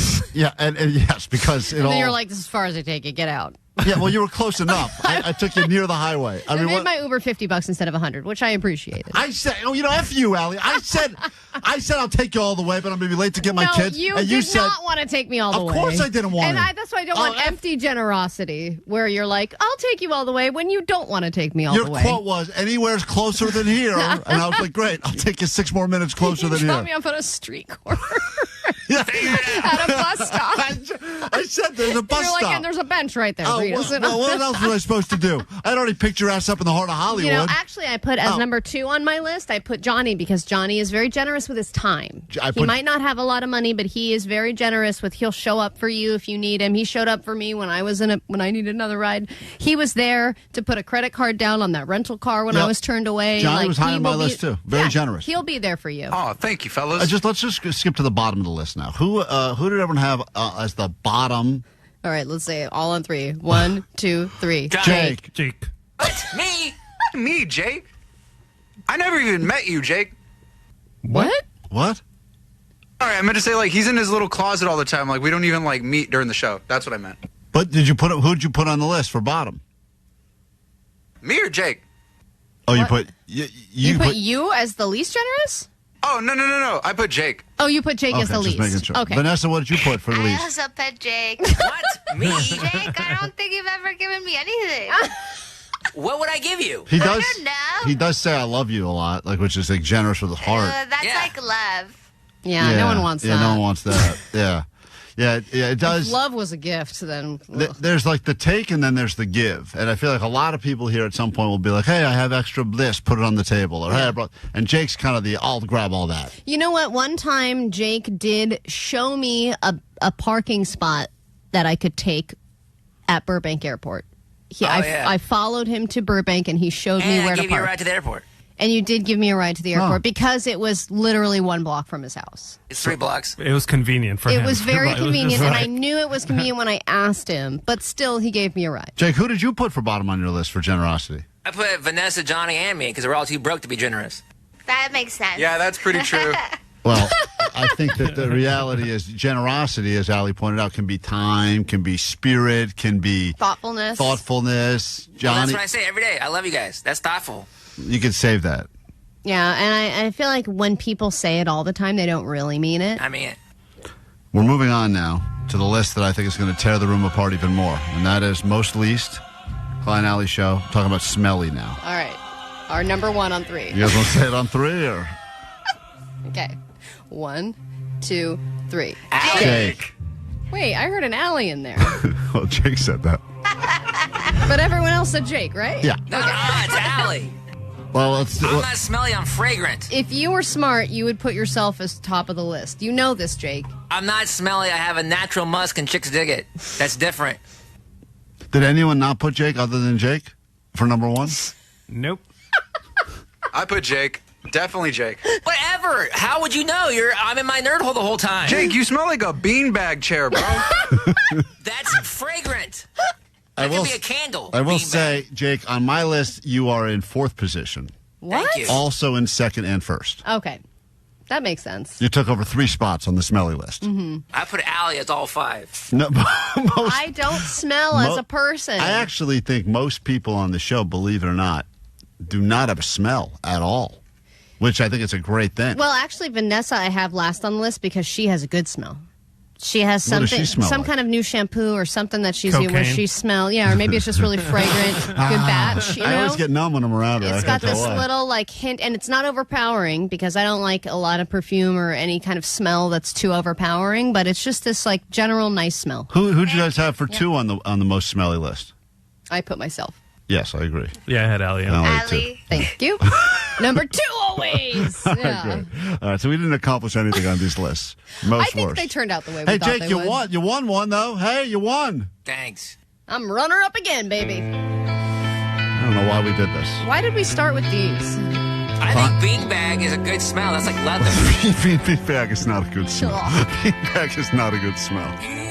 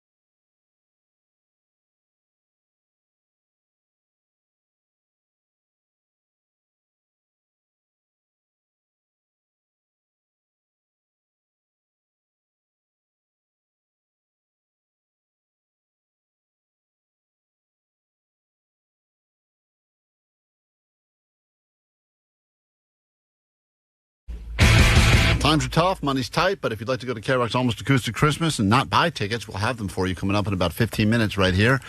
10 a.m. sharp, and then again every hour straight up through 6 p.m. 5 p.m. Sorry about that. Didn't read the fine print. Every single hour all week long, 9 a.m. to 5 p.m. Win yourself some tickets on KROQ. Plus, we got bonus pairs to give you in the morning, and I believe Kevin Ryder or Megan will have a bonus pair for you in the afternoon as well. Or you can buy them. Don't be left out. Then if you win them, you can go ahead and unload the pair you bought. They're available at Ticketmaster.com right now. This air traffic control thing, even though the government shutdown, filibustering is coming to an end, they're still saying the airports are going to be all jammed up for a week, and we are still dealing with a huge shortage of air traffic controllers. And apparently that's important when you want to have safety up in the sky and on the runway. Oh, yeah, this is still going to be a problem for weeks. For weeks, if not months, and probably right into, the busiest travel time of the year, which is Thanksgiving. It takes everything a while to ramp up and get chaotic. So Jake hit the streets, and by the streets I mean a bar in Burbank, to ask people, regular people, if they could solve the problem for what we do when we don't have enough air traffic controllers, and could we get regular people to get these jobs? And this is just some of the responses we got. Bar Buddy Bob. Yo, what's up, nerd? Now, that's a guy that I would love in the air traffic control, because I would think that you do want a certain level of nerd if they're going to be controlling the air. They got to keep track of all the vectors. Well, because they got to look at all those graphs. Those things look so confusing. Right. For most people, they'd be like, this is so much more boring than TikTok. But that's what you want. Someone up there that gets it, understands it, right? Airports are understaffed, and they're running short on air traffic controllers. How would you make airports more safe? More safe? I don't know, man. I'm not a security expert, to be honest. Here's the thing that's kind of the plus side about this with the air, how many guys or people in general are going to be able to use this as an excuse, where it's like, oh, honey, I'm sorry that we can't go see your parents because there's just no flights, how many guys are getting out of seeing their in-laws for Thanksgiving right now because of this? This is a good thing in disguise, right? So it didn't solve the problem, but gave us a good silver lining. And then there was another person that we approached about potentially applying for this job. What's your name? Sue from Van Nuys. Sue, airports are understaffed and they need more air traffic controllers. What would you do to make airports more safe? I don't recommend airports at all, actually. I'm a train traveler. I trust trains more than I do planes. This person has decided that they're going all in on trains. Man. They will not fly. It's super stabby on trains, isn't it? I would have thought so. Definitely that's like a number one hobo mode of transport. Sure, how come? Time tested, I guess. It's how the West was won. So you don't mind that it takes way longer by train? No, that's one of the nicest parts about it. You get the scenery, you get the hobo trying to touch you while you sleep and smell your hair. Unexpected stops where you're in the middle and you don't know why you're just sitting there. The camaraderie. There's a car where you can get up and stretch and walk There is not camaraderie. It's the way to go. No. It's the American dream. So that was our first two solutions were at least you have a good excuse to not see your in-laws and take a train. And just if you're keeping track at home, Jake goes to a bar where he talks to people who feel that trains are the American dream. Oh, yeah. That bar loves road travel. And train folk. Not a lot of flyers in that bar. Yep. Got to take a quick break. When we return, we have for you your tickets to KROQ's Almost Acoustic Christmas, a look at what's going on in the world with your A.D.D news, and more show. Oh, this drama. We got in trouble for something that we did. How in trouble are we? How in trouble are we? And we have proof from surveillance footage to prove it. That'll all be coming up. KROQ! World famous KROQ. KROQ. Klein, Alley, Show.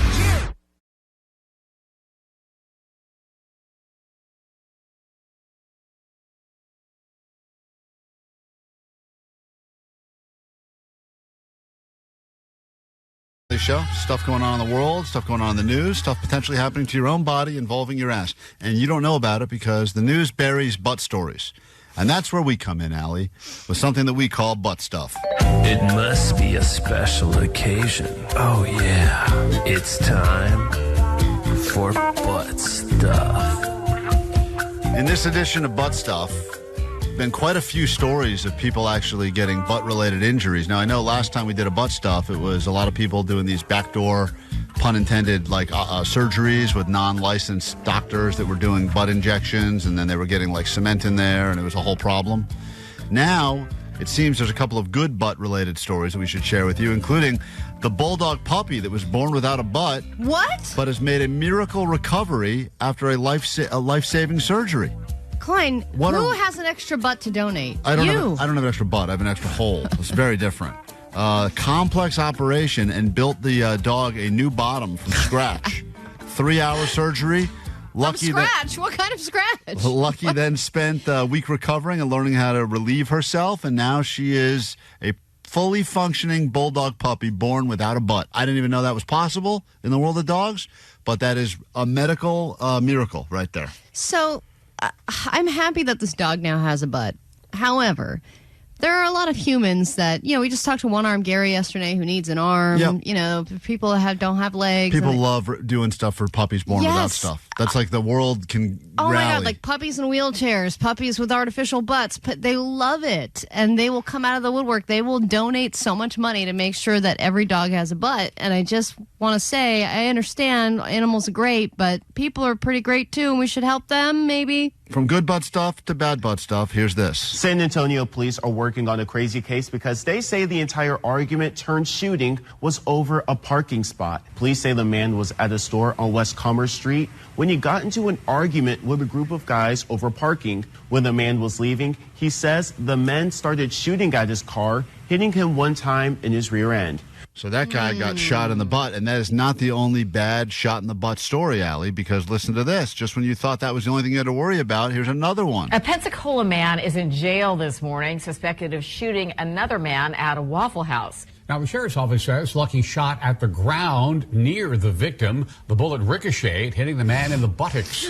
Deputies say they found a bag of marijuana, other drugs on Lucky. When they arrested him, he's being held without bond. So that's two shot in the butt stories What right a strong floor that it ricocheted off the floor and into his butt. Right in the butt, outside of a Waffle House. And that sounded like a great night up until the shooting in the butt, because they had a bag of drugs, they had Waffle House, they had everything you could have asked for, minus the shooting in the buttocks. But wouldn't you say that's probably the best place to get shot? I mean, it's all fat. Yeah, I would think and it's a cool story. But and even the Waffle House.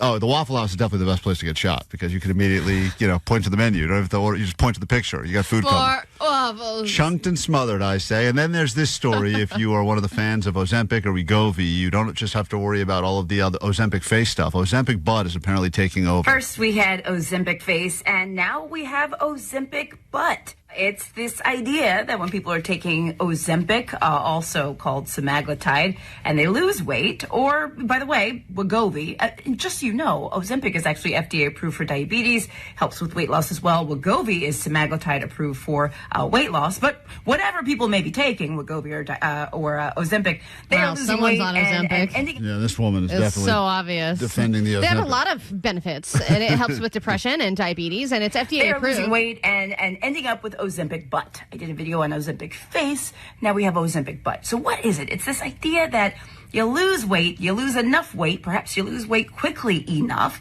that your skin starts to sag, and that's in your derriere, your bum, your bottom, your butt. So they're saying this How is many now more words is she going to come up with? There's a lot of words for butt, and she uses all of them. That your skin starts to sag, and that's in your derriere, your bum, your bottom, your butt, whatever you call it. And that can happen, honestly, big guys. fat with asses. Thank you. Did you say that, lady? Yeah, you didn't say big fat asses like Klein did. You forgot that one, the obvious. And that can happen, honestly, guys, with any time we, number one, lose weight, lose a certain amount of weight, lose weight at a certain speed, we can get sagging skin. And that's what... She's on meth, this woman, I think. She's on Ozempic and cocaine. Yeah. Some people are realizing as they go through their, say, Ozempic or Wegovy or what... Cozempic. She's got a little Cozempic going for her. So the combination. What have you. So when we talk about Ozempic butt, is it surprising? Well, not really. There you Is go. it hot? Yes, it is, Yes. Chris. So there's a big roundup of all butt stuff. Also, experts wanted to point out that we were all making a giant mistake down there when wiping. Do you know what the mistake is, Allie? This is according to experts. This is the last story we have time for in butt stuff, this roundup. People are going back to front? That's a good guess. I think that only matters if you're a woman, I believe. I think guys can go... Any which way they want. International men. International waters down there. Our body, our choice, right? Whatever we want to do. Want to take a guess? I mean, another mistake. I think that we shouldn't even be using toilet paper at all. We should be using wipes because we get chapped asses. You're using the wrong word altogether. They're saying the concept of a wipe in general is all wrong. You got to just do the bidet. It should be a pat or a dab. Pat or dab. Wipe is. How are you supposed to get stuff? Listen, this is according to experts now. They say we are handling that area all wrong. And the whole notion of wiping is the problem. I'm sorry, but if you're just doing a light dab, you got a stank ass. I'm sorry, I'm an expert in this, and they're wrong. Yeah. Well, do you realize how gross Jake's butt would be if he dabbed? The butt experts reveal. The butt experts reveal. You are in there for an hour. I'll be in there for 2 hours. The butt experts reveal all day. that the wiping and wiping hard is causing all sorts of problems for people because we're not doing the proper pat/dab method. Oh. Dabbing all the live long day. So there you have it. That's been a very exciting, very graphic, and graphic round of butt stuff. We take a super quick break. When we get back, oh yes, the bribery will commence. You go to Vegas, we got your tickets, trip, and you'll be at Sick New World with Metallica, Linkin Park, Queens of the Stone Age, AFI, Evanescence, 311, and others. And we'll do that after this. Klein, Alley, show! Mornings on KROQ! 106.7 KROQ. Gabby, from Yes. from Dion's genitals to yours. What's up? Hi, how are you guys? Great. Great. Well, mine is actually true, though. I actually am going through having a cyst on my labia. And, yeah. What was that? Allie, don't judge. I didn't make that noise. Stop Allie, it. Tisk. It's Yeah, the this is- size of a quarter right now. One labia is bigger than the You don't other. have to Alex. defend yourself to me. I'm not making those sounds. Wow. Hold on. I'm sorry. Yeah. Everyone quiet yeah. down. Explain it again. Allie, Yeah. try to keep it together. Go explain this again. I have a cyst the size of a quarter on the left labia, and I've been squeezing it, trying to pop that. Allie. I will gladly show it to you, Allie.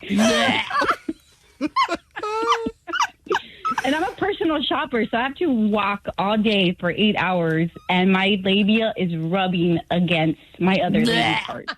It's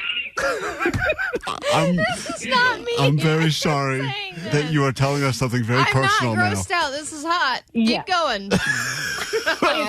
That's even grosser. You know what the All funny thing is that it feels gross, but it feels good. So Okay. it's like, All right, Allie.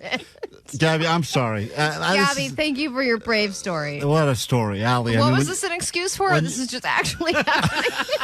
I think she thinks that we're going to help her medically. So, Gabby, have you used this to get out of anything or just to get off? What is the thing? No, I actually asked my HR man. Thank God I'm close to my HR manager, and she knows what's going on. She was like, same. Yeah, her name is Gabby too, and yeah, it's Klein, that was real. Which one of these people you think we should let come clean about their fake medical ailment, their sick excuse to win some tickets to Sick New World? God, There have been some great ones. I would like this guy who created the hospital bed picture to And then, so be ready to call us. The number is 800-520-1067. Get you those tickets just after 10 a.m. sharp, and then every single hour all day long here on KROQ. But first on the GOAT line, a message for Allie. Hey, sweet bits, guys. This goes out to Allie.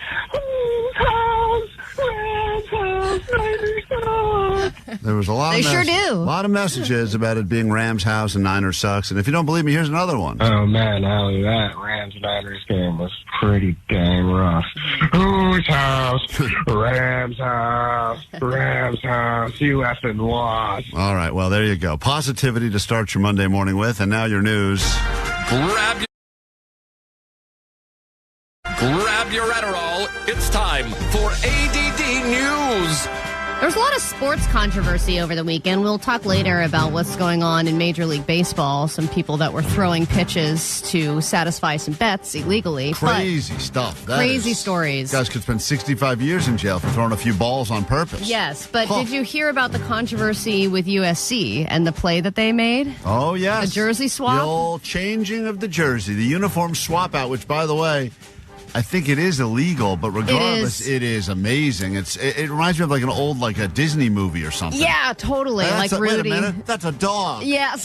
That's the. Wait a minute, and he's catching it, and he's going for the. Well, he's wearing the star player's jersey. So what happened was the punter, they were going to punt the ball, and the person who was supposed to punt it wore the same jersey. Or no, it actually was the quarterback that was dressed as the punter. The third-string quarterback, who was also still a pretty good quarterback, because obviously, to get on USC third string, you still know how to throw a ball, but not well-known enough. They put the punter's uniform on him. And made it look like he was going to punt, and then all of a sudden he throws a pass and gets a touchdown. And now they're saying no fair. First down. Was it a first down? Yeah. And so they're saying... But later, I think they scored a touchdown as a result of that, right? I'm sure they probably did. So, but it was a fourth and, because it won them the game, etc. So then now they're saying, let's go through the rule book and say this is no fair. And what would they do at that point? Would they just take the win away? If they violated a legitimate rule, I just wasn't sure because I did see other footage. I got really caught up in this play because I was so blown away. It was just, I love trickery. Right. I'm a big fan of trickery. And this was some Class A trickery where players are swapping uniforms to try to confuse the other team. And obviously, if they see that the third-string quarterback is going back to receive the snap, they go, all right, well, they're obviously not going to punt. He's going to throw it. Right. The punter's out there, a guy who looks like the punter. They're like, good, just get the other white-looking guy, put him out there, and then he throws an unbelievable pass, which, not guaranteed going to happen. They probably would lose. Yeah, they would probably get some sort of a fine for violating rules. But other teams have done this before. Really? I think Vanderbilt did this before. I think I saw 2 other it's clips so satisfying to watch. It is really incredible It to really watch. does feel like it's a movie.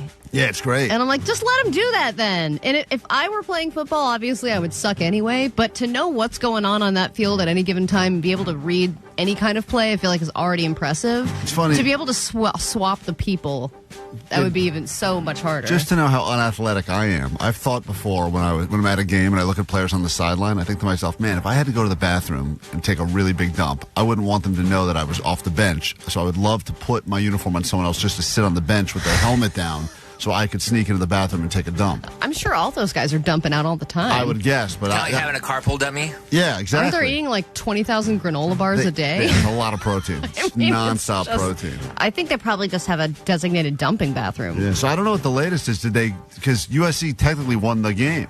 Yeah, right. That's what I'm saying. Is there a meeting happening today? Yes, there's some kind Big of no fair meeting. Yeah, big no fair meeting because they are looking into it to see, if this is illegal, and they were reading the rules and saying it is. So yeah, I think what they're talking about now is what the penalty would be. They're reviewing it now. The old jersey swap. Yeah. All right, I know the government shutdown is the big story right now. I wanted to point out one good thing that is going on with the government, aside from the fact that the shutdown might finally be ending this week. When you go out and you're at a restaurant with 6 or more people, one of the most annoying things, I guess, depending, if you're the server, I'm sure this is good for you, the included tip. Yep. Right? They make it 20%, 18%, and that is included. You don't have any option not to tip. And sometimes they tell you that very clearly. And other times they don't tell you. And they hope you don't see it, and they hope you throw another tip on top of the tip. Yeah, and then you double tip. Right. So this might be going away soon. A lot of restaurants are beginning to change that policy because of that big, beautiful bill where tips are no longer taxable. If you include it in the bill like that, it is taxable. So now they're like, well, I don't want that to be included there because I don't want to be taxed on it. So let's just make it all separate and make it optional. Every tip should be optional regardless of the size of the party. I guess the feeling is if you're a waiter or server for people that 6 or more, you put in a little work. You don't want to get stiffed. Risk. And, right, you could get stiffed. They only going to leave you $5. Couple leaves you $5, they should have left you 15. That sucks. But if a party of 6 leaves $5, and you're like thinking in your head. If you've ever been a server, you're thinking in your head the entire time what your tip is going to be and how big the bill probably is, and you're saying, okay, 20% of that, so I should probably get $100 at least on this one table. And you're spending a lot of time and energy on that one table, and then you get nothing. But at least if you get something, you don't have to pay taxes on it. All right, it seems that the numbers are in. Klein and Sydney Sweeney makes movies now that are, breaking the mold, that are unconventional, that are not necessarily her typecasting of just big-breasted dumb girl. And it seems that people don't care when she's not showing off her giant breasts. Yeah, well, they're wrong. Research is wrong. No, Christy, the movie that she's in now about the boxing legend, that movie is especially going to be horrible. Like the opening weekend, they said it's only going to make like $2 million opening weekend because when they cover her up, no one wants to see it. Yeah, they'll leave the theater. Imagine people show up, they sit there in the seats, they go, this is what we got, and they get up and leave. Don't take it personally. She's got a thing going for her. Use that thing. They said this is the third movie in a row now that is with her that's bombing, and now it's like she's kind of I know she wants to break the mold as far as her acting and the roles she takes on and stuff, but I think eventually she's going to be a person that it's not about her movies at all. It's just about her. Meanwhile, like she's going to go beyond. Yeah, but Allie, her acting career. There's that other movie that's on Netflix now. It's like supposed to be a comedy where she's in a bikini all the time. I forget the name of it. That's All Us or This All That or whatever. Anyway, the point is that movie. What is this movie? I've watched it 6 Is times. this Sweeney's in this? Yeah, Sweeney's in it. It's Sweeney and that guy everyone likes. That Glenn Powell. Yeah, those two. I forget the name of it. But regardless, it's not a great Anyone movie. But You? That's the one. I've probably seen it 6 times. Hey, you were real close. And that is you weren't close at all. I'm very close. This and or that, or anyone that. But you. It's all the same. 3 letters. Who cares? But that's my her point. traditional, like, I'm just a hot girl, I'm in a rom-com. Yeah. It's predictable, right? Now she's like, I'm Klein going to Alley play, Show. I'm going to do this, like, tough 106.7 biopic KROQ in FM Anger in HD Town. Pasadena, Los Angeles, Orange County. This is the world famous KROQ. Call it 20. Let's go. 800-520-1067. Tickets are yours for KROQ's Almost Acoustic Christmas happening at the Forum on the 13th of December. It's, what's today's date? Confused already. Are we less than a month away? Is that possible? Where are we? No, we're a month and 3 days. Almost a month away. Greatest holiday tradition to happen in Southern California. Get them tickets before they're gone. You can buy them at Ticketmaster.com or win them right now from us here on KROQ and every hour all day long. Win your way into the Forum. And you think about what it is you really wanted. Like, what of all of your years, Allie, growing up, what is the thing you wanted more than anything else for Christmas? Was there one year where you're like, this is what I want? It was pony every year. You never got it. No. Every year you wanted a pony. Never got a Every pony. single year I wanted a horse. Then you like asked for it and stuff. And Number one mall was Santas horse. and everything. Yep, everybody. Horse. Never got. I wonder how many of us never got the thing for me, it was a Power Wheels. All I ever wanted was a Power Wheels. Oh. Power Wheels. A friend had a Power Wheels. I got my kid a Power Wheels for Christmas last year because I knew. I was like, I'm just going to give it to him before he can even ask for it. All I ever wanted. Never got it. Never, ever. And I had a friend that had it, and he would always let me sit shotgun in it. I never got to drive the thing. So embarrassing. We do have a neighbor kid that is over all the time, and I think 99% of it is because of that Power Wheels. Power Wheels was like, I can't blame them. Never. I mean, that was like, I don't even know. I think I wanted that thing because of my short stature. I think I wanted that thing in my 20s. Still never got it. Just want to get around. Omar, what did you want more than anything ever as a kid that you would want every year? I think it was a Voltron action figure. The one that actually had like all the 5 separate lions, and then you kind of like, put them together to make the Super Voltron. Did you get it ever? Nope. Never got it. Man, that feels like a basic ask, too. Yeah, I don't know. All 5 of them. Well, remember, Yeah, that's true. Omar's dad left him, and Omar's mom hated him. So he didn't. He had everything was stacked against him. I think. At that point. Oh, stacked against him. Is that triggering for you, Omar? It is. It is. Vanessa, what did you want? As a kid? Yeah. Like currently. Or now, I guess. I wanted a horse. Yep, horse. Never got it. I kind of got it. What? I got it for a little bit, and then when my dad passed, it was gone. Oh, that's right. You did tell me your dad was into horses, right? Yeah, we had horses. Yeah. You had a horse? Yep. Man, you're like the only kid I think that's ever asked for a horse and got a horse. Mm-hmm. It's crazy. I know. I was left. I think you had multiple horses, didn't you? I'm sorry? Didn't you have multiple horses? I was little. I know there were multiple horses. Yeah, There was like a horse farm. That's crazy. Like a ranch. Vanessa, you were living the life right there. Yeah, I guess. I know, and then you say, Vanessa, you have like a rich aunt back there, or if you just went back there, you'd live a great life. You'd never have to work again, You right? live on a horse farm right now if you went back? No, because that life is gone. Oh, that's All right, that's called. let's continue because this is getting sad for me. This is called This government seems great. seizures. All right, well, let's give someone something they actually really want this year, and hopefully it's number one on your Christmas wish list. And if it is Carlos, congratulations, you're caller 20. Let's fucking go! Oh, okay. You can't use that word. I'm glad you're excited. Unfortunately, the F word is not friends with the FCC, Sorry, guys. so Sorry, that's guys. okay. I know that's real reaction. It happens in real time. Carlos, you're going to KROQ's Almost Acoustic Christmas. Let's freaking go. Shout out Net Bangers. All right, hold on one second. Here is a band that you will be seeing there for sure as we get into a brand new hour of the show right now on KROQ.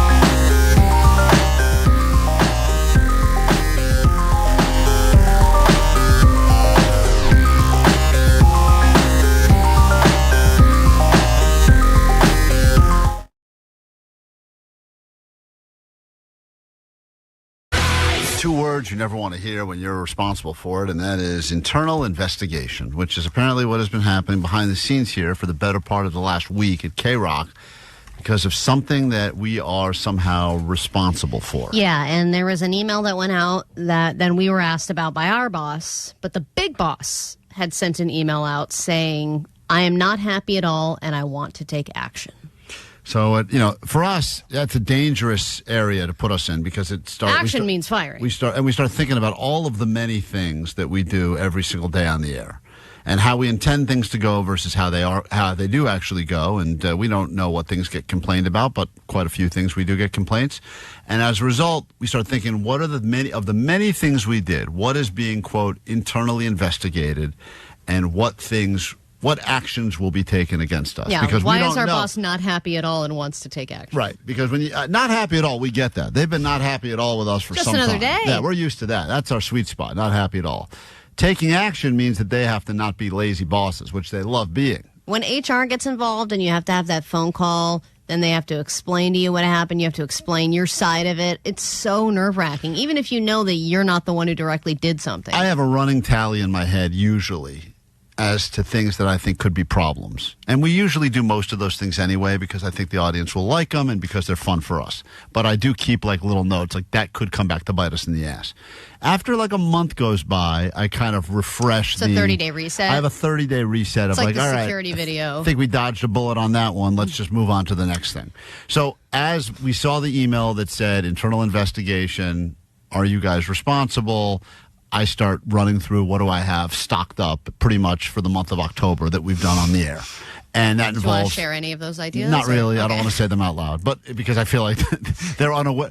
Our goal here is that most of the time the bosses aren't listening. I don't want to be paid attention to. We don't want to be paid attention to. We'd love it if you listen. We'd love it if you listen longer. We'd love it if you told a few friends to listen. And for all the new listeners that have come over here because whatever shows you used to listen to started phoning it in or bragging about the fact they bought airplanes, we think it's great that you're here with us on KROQ, and I think you're going to like it here. But regardless, I'm in my Klein head. didn't get a Power Wheels, okay? I didn't get none of us Power got None of us have airplanes. So we then were told that there was surveillance footage that would make it all become clear exactly what this was about. And we needed to watch the surveillance footage, and then we needed to actually basically explain ourselves. Which was a hilarious moment. I wish you could have been there for it.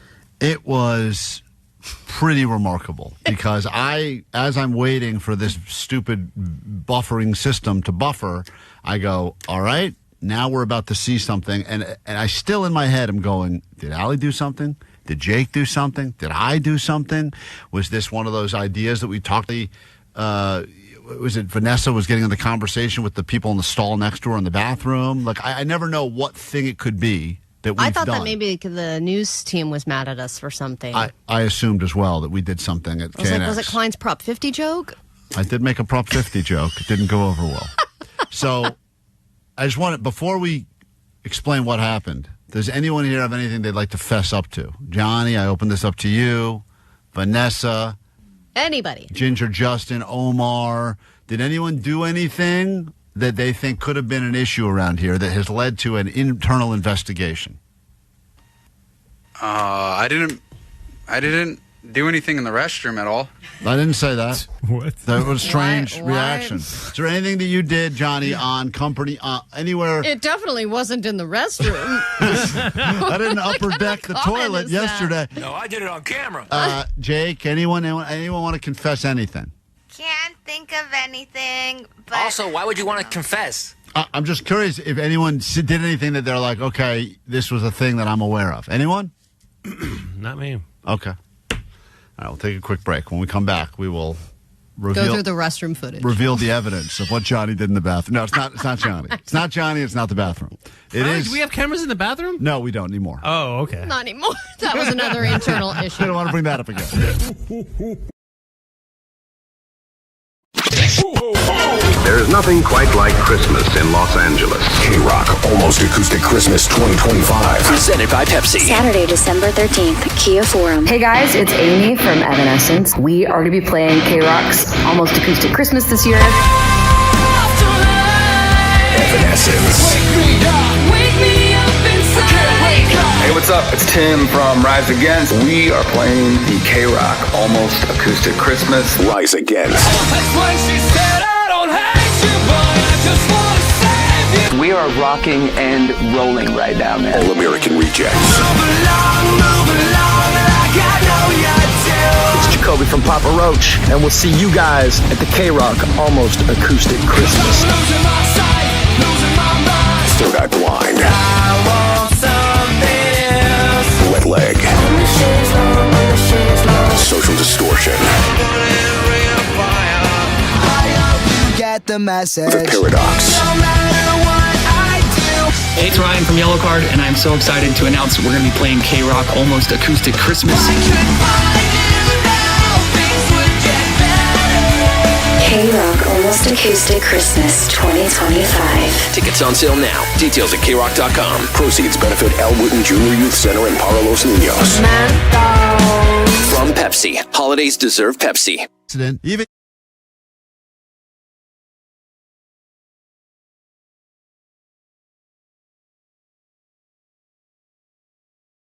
she's got 5 down. The 5th dog is completed. 5 hot dogs and 5 buns.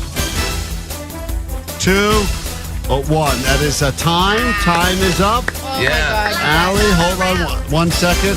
Hold on. She's got her hand on the tray right now. Man, she does not look good. No. You're watching a clip from yesterday's show, Omar. Oh, sorry. That's it. Shut up.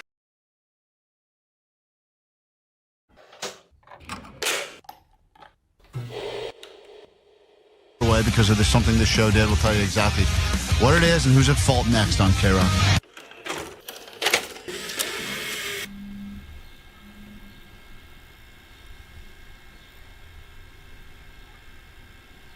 Are you muff munchers ready? Which panel? It's about empowerment. I can't swear. Let's face it. Okay, now is this scarf, is this too much? Men have been elevating men for long enough. We got a Christian housewife in Arizona who needs us. Let's go. She's a total fucking train wreck. I just moved to LA from New Jersey to be a social media influencer. God damn, it's funny. Staying in is amazing. I would feel like a loser. Are you calling me a loser? To me, fashion, it's all about blending style with practicality. You think I make guacamole and that's it? That's what I do here? I'm going to need to immerse myself. Do you feel lonely like I do? If all you needed was a haircut, we wouldn't be here. We gotta make some big changes. How many times a week are you defecating? Okay, see, that is pure woman. Why did you want to be a social media influencer? Is it because you were a weird kid? Because I get it. I was a weird kid too, okay? I ain't marbles. What the fuck? Pussy vibration. The Fierce 5 really changed my life. Aggressively. It's not actually about the curtains. It's about what's behind them. I'm getting new windows. This is gonna be good.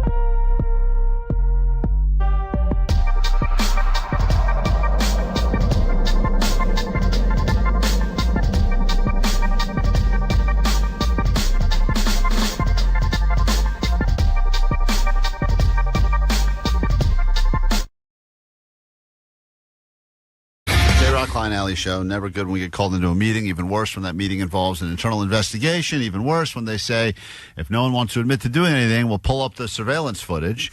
And then they did that, and they made us sit there and watch it. And we got to watch something that was described by the company as destruction/defacing of company property. Cool. And I was thinking... And that's what we said, Omar. We said, that's cool. Cool. Who did that? And then we were showed a video. And in this video, I saw a Video figure... and stills. A shadowy figure make their way into an area and do some, quote, destruction and defacing of company property.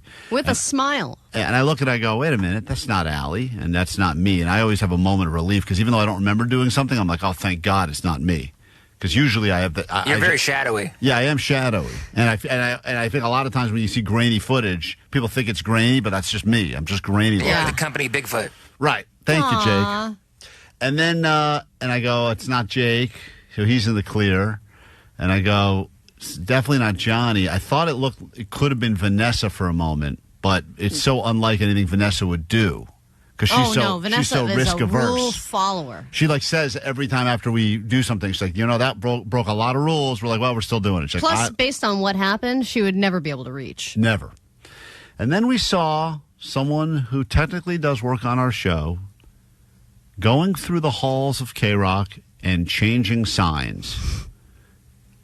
And we looked at it again, and we said, that's our intern. But why is she doing this? We didn't tell her to do this. So at some point, she just decided, I'm going to go around as a rogue. Oh, man, she went rogue. One-man operation and change signs. And the signs specifically that people took umbrage to, really did not like, is that they have some weird motive. Well, first of all, bring her in here. This is Intern. She's our intern named Ann. And she is an intern that was a fan of our show first, but then went to enrolled in college just so that she could. Ann is making her way in the studio right now. Hello, Ann. Ann, are you, first of all, before we get into the specifics of what you did, you were aware you did something, and are you unaware of what this led to behind the scenes? Unaware of what? The meetings, the internal, yes, the internal investigation. I did not know that, no. Can I ask you a question before we talk about exactly what you did? Why did you do what you did? Was it for your own amusement? Because you didn't tell us you were doing this. No. Right. And did we ask you? Did we ask you to do this? No. So let me. Great, thank you. You can leave now. We just wanted to have that on. Just wanted to clear our names. Then we had it on record. All right, get out of here now. You're fired. So, what was your thought process? You just wanted to change the morale in the building? I was inspired by a conversation. Yeah, we did have a conversation about these signs. Okay, so the company did something that's a long time ago. That's pretty lame, and there's a lot of companies do it, where they go, we could pay people more, or we could just put up motivational sayings in the halls to make people feel better. Right. So when you walk into our building on the second floor, after you park your car, you're about to walk through the door, and you look up, and there's a sign that says, magic happens here. Right. Magic. And then when you leave that same door, it says, you will be missed. It says, leave the magic. Don't bring it with you. No, it says, you will magic stays. You will be missed. Magic non-transferable. Yeah. So those are the signs. Very unnoticeable, to be honest. I do not look at this ever. It's the kind of thing like you I always notice the magic one just because it makes me so angry every time I see it. Yeah, Omar hates it specifically. Yeah, I do. Yeah, that's why when I first heard about the incident, I said, Omar must be responsible somehow. Yeah. So you decided that for whatever reason, you were going to alter the signs. Acting on your own, you decided to go up to the magic happens here sign and change it to say what? Tragic. Tragic happens here. It's funny. It's great. Okay. I like it. And then explain what you did with the other sign. Hold on. Before we get to the other sign, what was your reasoning behind doing this? The inspiration was the conversation I was that we had. I was hoping that I would get a laugh.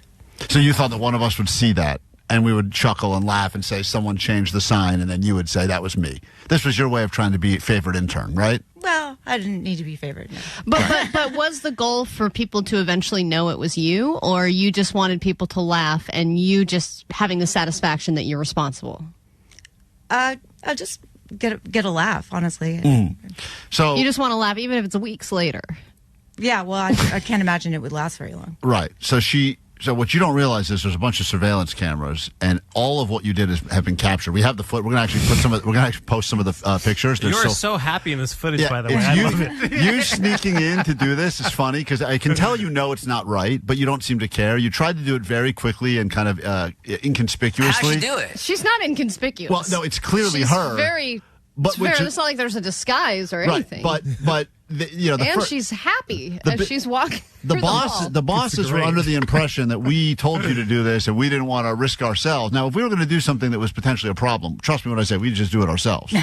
We don't we're not great at delegating. No, we're not. So you changed the sign that says magic happened here to tragic happens here. Hilarious. And then on the way out of the building, there's a sign that says you will be missed. And you also felt the need to alter that sign. Yes. And what did you do with that one? I added a death with a scythe. A picture of the Grim Reaper. Yeah, and that one lasted longer than the other one. Yeah. How long ago was this? This happened, I think... It was around Halloween. Yeah, so I wasn't sure if that was your way of doing something Halloween-y, or that was just your way of talking about what kind of place this was to work in. That there's not magic. It's more tragic than magic. And how long did it last? I don't, because I'm only here 2 days a week. I don't know how long it lasted. Yeah. So it was up when Monday, Tuesday is when you're here. So when did you put it up? On a Monday? Yeah, one of those days. I don't remember. And then by the time you came back the following week, it was gone? Yes. Okay. Because I think the one who found out was our boss, because he was the one who selected that saying. I think he really does look at that and go, that's damn right, magic happens. I think he thinks... I never noticed. I never looked. So much magic!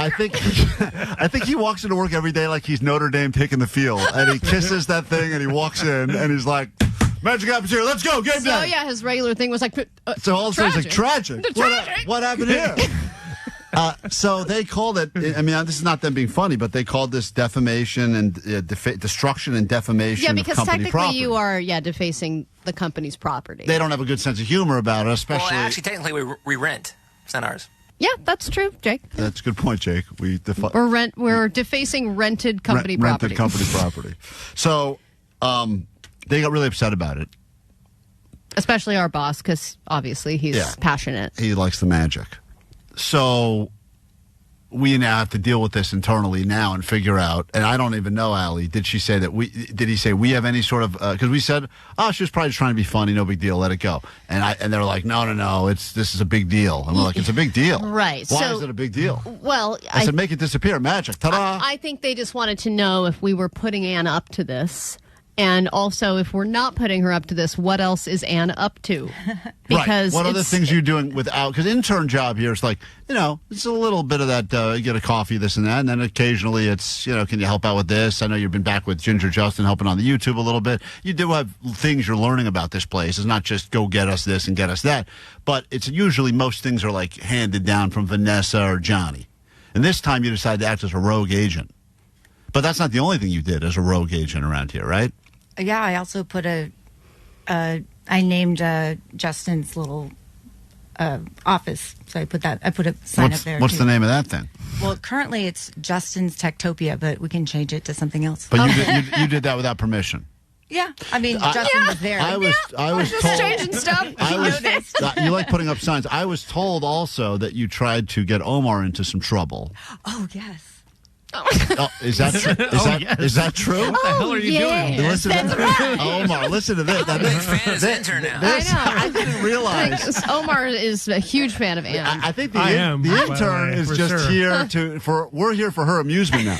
Apparently, after Omar told his whole story of the Cheeto test, which he did to see if he should marry his wife or not, which is put a Cheeto on the floor and see if someone gets annoyed enough to pick it up or if it just sits there for a week. It's a great way to tell if the person you're going to be with is, roommate material / wife material. She heard you tell the story on the air, and she claims, and I don't know if this is true or not, you placed a Cheeto where, on the floor of Omar's studio, or by the office? I put it actually in front of me in Vanessa's office. And where I know no one would look. Yes, where Johnny is as well. And so it was basically kind of in front of me next to Johnny's guitar. And then obviously Omar came in for the meeting, and he was sitting right. He stepped in front right of by it. the Cheeto. Yes. And he didn't pick it up. He didn't. He was sitting right in front of it. Omar, you hear that? Didn't- You didn't failed. even notice it. You I failed did. I your failed own my own Cheeto test. test. Yeah. So, and then did any of us pick up the Cheeto and throw it out? No one noticed it. Not, And how long was the Cheeto on the floor of our office for? it was there until I think Thursday, and for that one, I did ask Ginger Justin to monitor it, and he said it was gone. I think by Thursday. Are there any other things that you're Asking him to monitor. Are there any other things that you're doing around here that we're unaware I'll of? get your coffee, but please, will you monitor this Cheeto like for how me? many other gags are you pulling around coworkers that we don't know? Like, I'm fine with it. I think it's great, kind of. But also, like, what things are you like? Do you have Allie's car bugged or something? Is there anything else that's going on we don't know about? No. Okay. You do have other things planned, don't you? Aside from stealing candy from KNX. Oh, you've been stealing from the news station. Yeah, but you also did something. It's really hard candy. It's all hard candy. You put a bunch of crappy candies out on the table with some sort of a note, right? That said something like candy courtesy, some weird. Oh yeah, that was the first day I put courtesy of a Klein alley intern. I did that the first day. Was that just to try to make friends here? Yeah, I guess so. What's your game plan for all this? Like, what are you trying? Are you trying to stand out above the rest? I'm just trying to figure out. Like, I can't tell I think if that I'm you weirded just out by enjoy this. Yeah, or you just enjoy like playing with people. Well, that's not Machiavelli. No, I'm here to have a good time and obviously support you. I didn't know that you would get an internal investigation, so I do apologize for that. Would you say this place is more magic or more tragic? Like, if you had to give it a percentage? I would. My experience, 100% magic. Oh. Okay. She's been drinking the company Kool-Aid. She's trying to make up for the fact that she's in trouble. All right, well, there you have it. Keep at it. That's- We just want you to have weird stuff going on all the time. That's Intern right there. Intern. And the Intern. I'm kind of upset because that tragic thing is the funniest thing we've ever done. She came up with our best bit yet, and she's an unpaid intern. Go figure. K-Rock.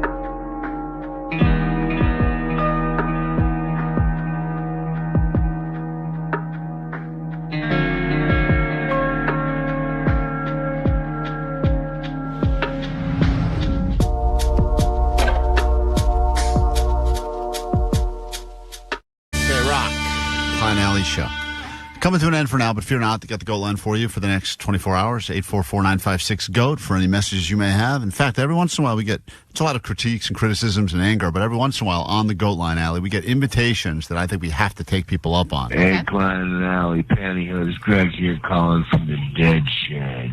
Yeah, come on over, you guys. The landlord said you're welcome. Got a barbecue right outside the dead shit front door. Come on in. There's no back door, but, there's your front one.